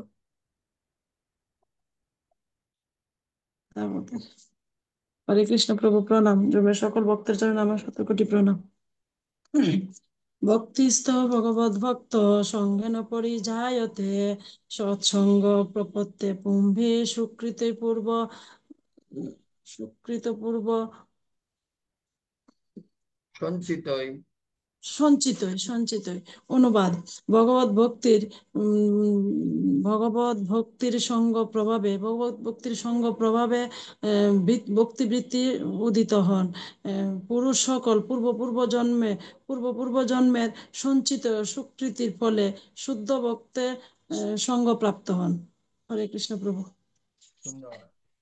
বলুন, কি বলে? পদ্মা মাতাজি বলুন। পদ্মা সাহা। হরে কৃষ্ণ প্রভু আপনার শ্রীচরণে প্রণাম।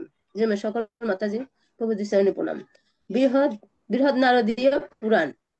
ভগবান ভক্তেস্তু ভগবদ ভক্ত সঙ্গেন পরিজায়তে সৎসঙ্গ প্রপত্তে পুম্বি সুকৃতই পূর্ব সঞ্চিতই। অনুবাদ: ভগবত ভক্তের সঙ্গ প্রভাবে ভক্তি বৃদ্ধি উদিত হয়। পুরুষ সকল পূর্ব পূর্ব জন্মের সঞ্চিত সুকৃতির ফলে শুদ্ধ ভক্তের সঙ্গ লাভ হয়। হরে কৃষ্ণ প্রভু, আপনার শ্রীচরণে প্রণাম। সুন্দর। শম্ভুবাবু বলুন।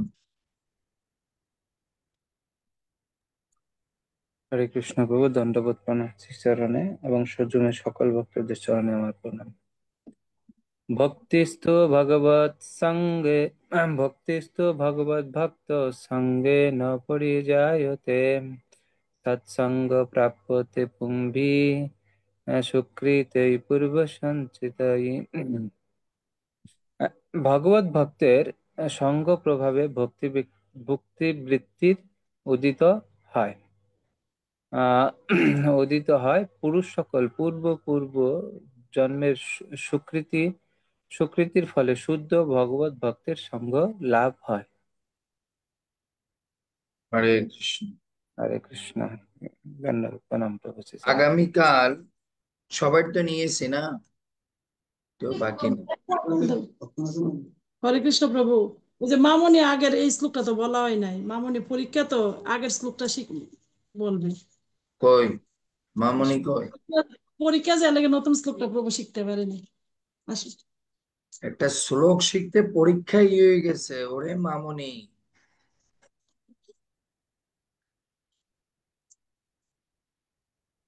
মামনি তো পরজন্মে বিড়াল হবে। ও বুকের উপরে বিড়াল রাখছে, মানুষ বুকের উপরে রাধা কৃষ্ণ ডাকে।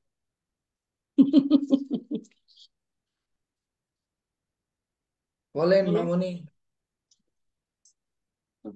শ্লোক বলবো, বলো। ভাগবত বন্দনা।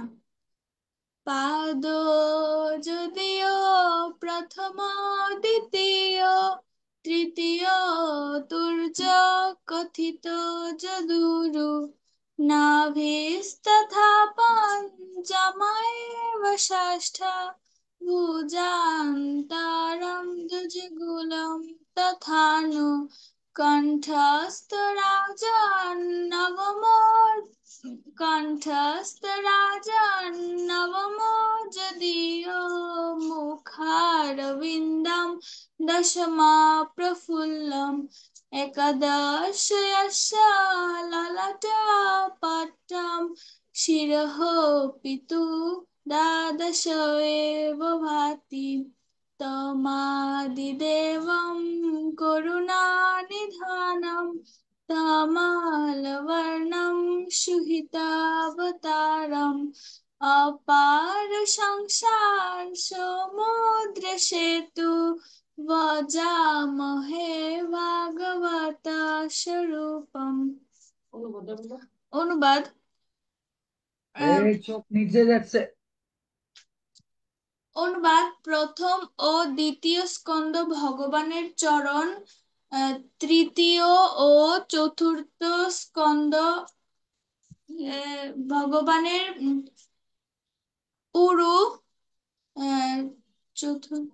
পঞ্চম স্কন্দ ভগবানের নাভি, ষষ্ঠ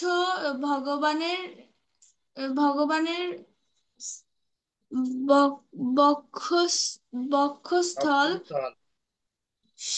সপ্তম চোখ নিচে যাচ্ছে।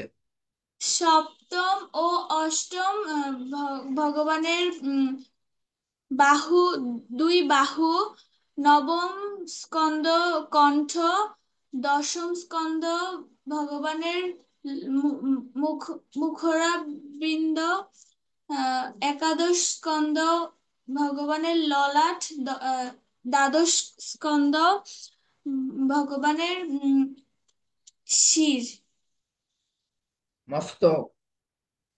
শির। এই চোখ নিচে যাচ্ছে, এর জন্যই তো স্পটলাইটে আনছি, যে চোখ কোন দিকে যায় সেটা দেখার জন্য। এই সাইডে দেখা যাবে না। সুন্দর হয়েছে তো, কিন্তু ভুল হয়েছে। এই যে 2-3 বার নিচের দিকে তাকিয়েছেন, এটা আরো ভালো করতে হবে। কালকে কি পরীক্ষা আপনার?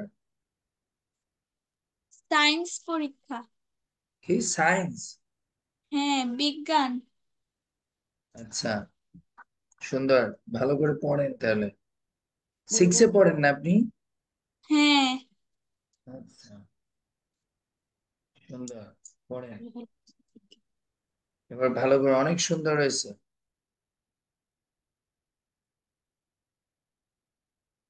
হরে কৃষ্ণ। আগামীকাল আমাদের শ্লোক থাকবে ভাগবতমের 11 স্কন্ধের 5ম অধ্যায়ের 32 নম্বর শ্লোক।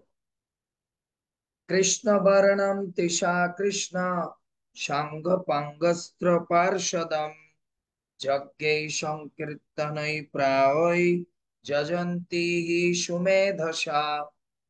খুব গুরুত্বপূর্ণ শ্লোক। মহাপ্রভু যে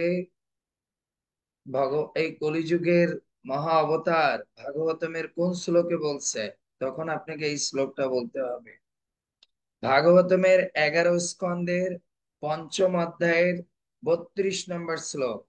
ভাগবতমের 11 স্কন্ধের 5ম অধ্যায়ের 32 নম্বর শ্লোক। কৃষ্ণ বর্ণম তৃষা কৃষ্ণ সাঙ্গ পাঙ্গস্ত্র পার্ষদম যজ্ঞৈ সংকীর্তনৈ প্রায় যজন্তি হি সুমেধসা।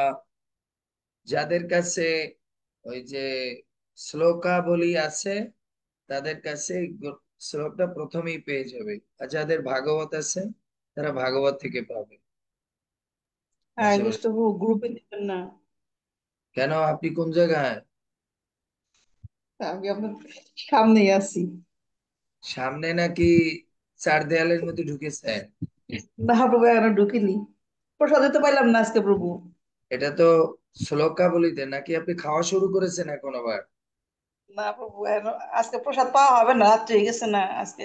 আপনার মতো একটা মুড়ি মুখে দিয়ে জল খেয়ে সেটাই। আচ্ছা, তাকে এখনো খায়নি। এটা বৈষ্ণব শ্লোকাবলীতে আছে প্রথমেই, আর যাদের ভাগবতম আছে তারা তো প্রভু, তাদের বৈষ্ণব শ্লোক আছে প্রভু। ওটাই তো বললাম, বৈষ্ণব শ্লোকাবলীতে আছে আর তো ভাগবতমে আছে। আমাদের প্রভু নিবেদিতা মাতা জীবনে ঢুকেছিল। হ্যাঁ বলুন হ্যাঁ মাতাজি। প্রভু আছে মাত্র। আজকে যে শ্লোকটা নিলেন সেটা মানে ভাগবতের কত স্কন্ধের? এই যে শ্লোকটা বললাম 11 স্কন্ধের 5ম না না প্রভু, এই যে অধ্যায়ের আজকে যেটা দিলাম ভক্তিস্তু আজকের যে ভাগবত। শ্লোক, এটা হচ্ছে নারদীয় পুরাণ, বৃহৎ নারদীয় পুরাণ। ও নিবেদিতা ভাগবত। মাতাজি কি বলছে? হরে কৃষ্ণ প্রভু, আপনার শ্রী চরণে প্রণাম। প্রভু আমি লোকটা বলিনি, আমার একটু নেটের বলেন প্রবলেমের জন্য। বলেন। প্রভু আপনার শ্রী চরণে প্রণাম। বৃহৎ নারদীয় পুরাণ।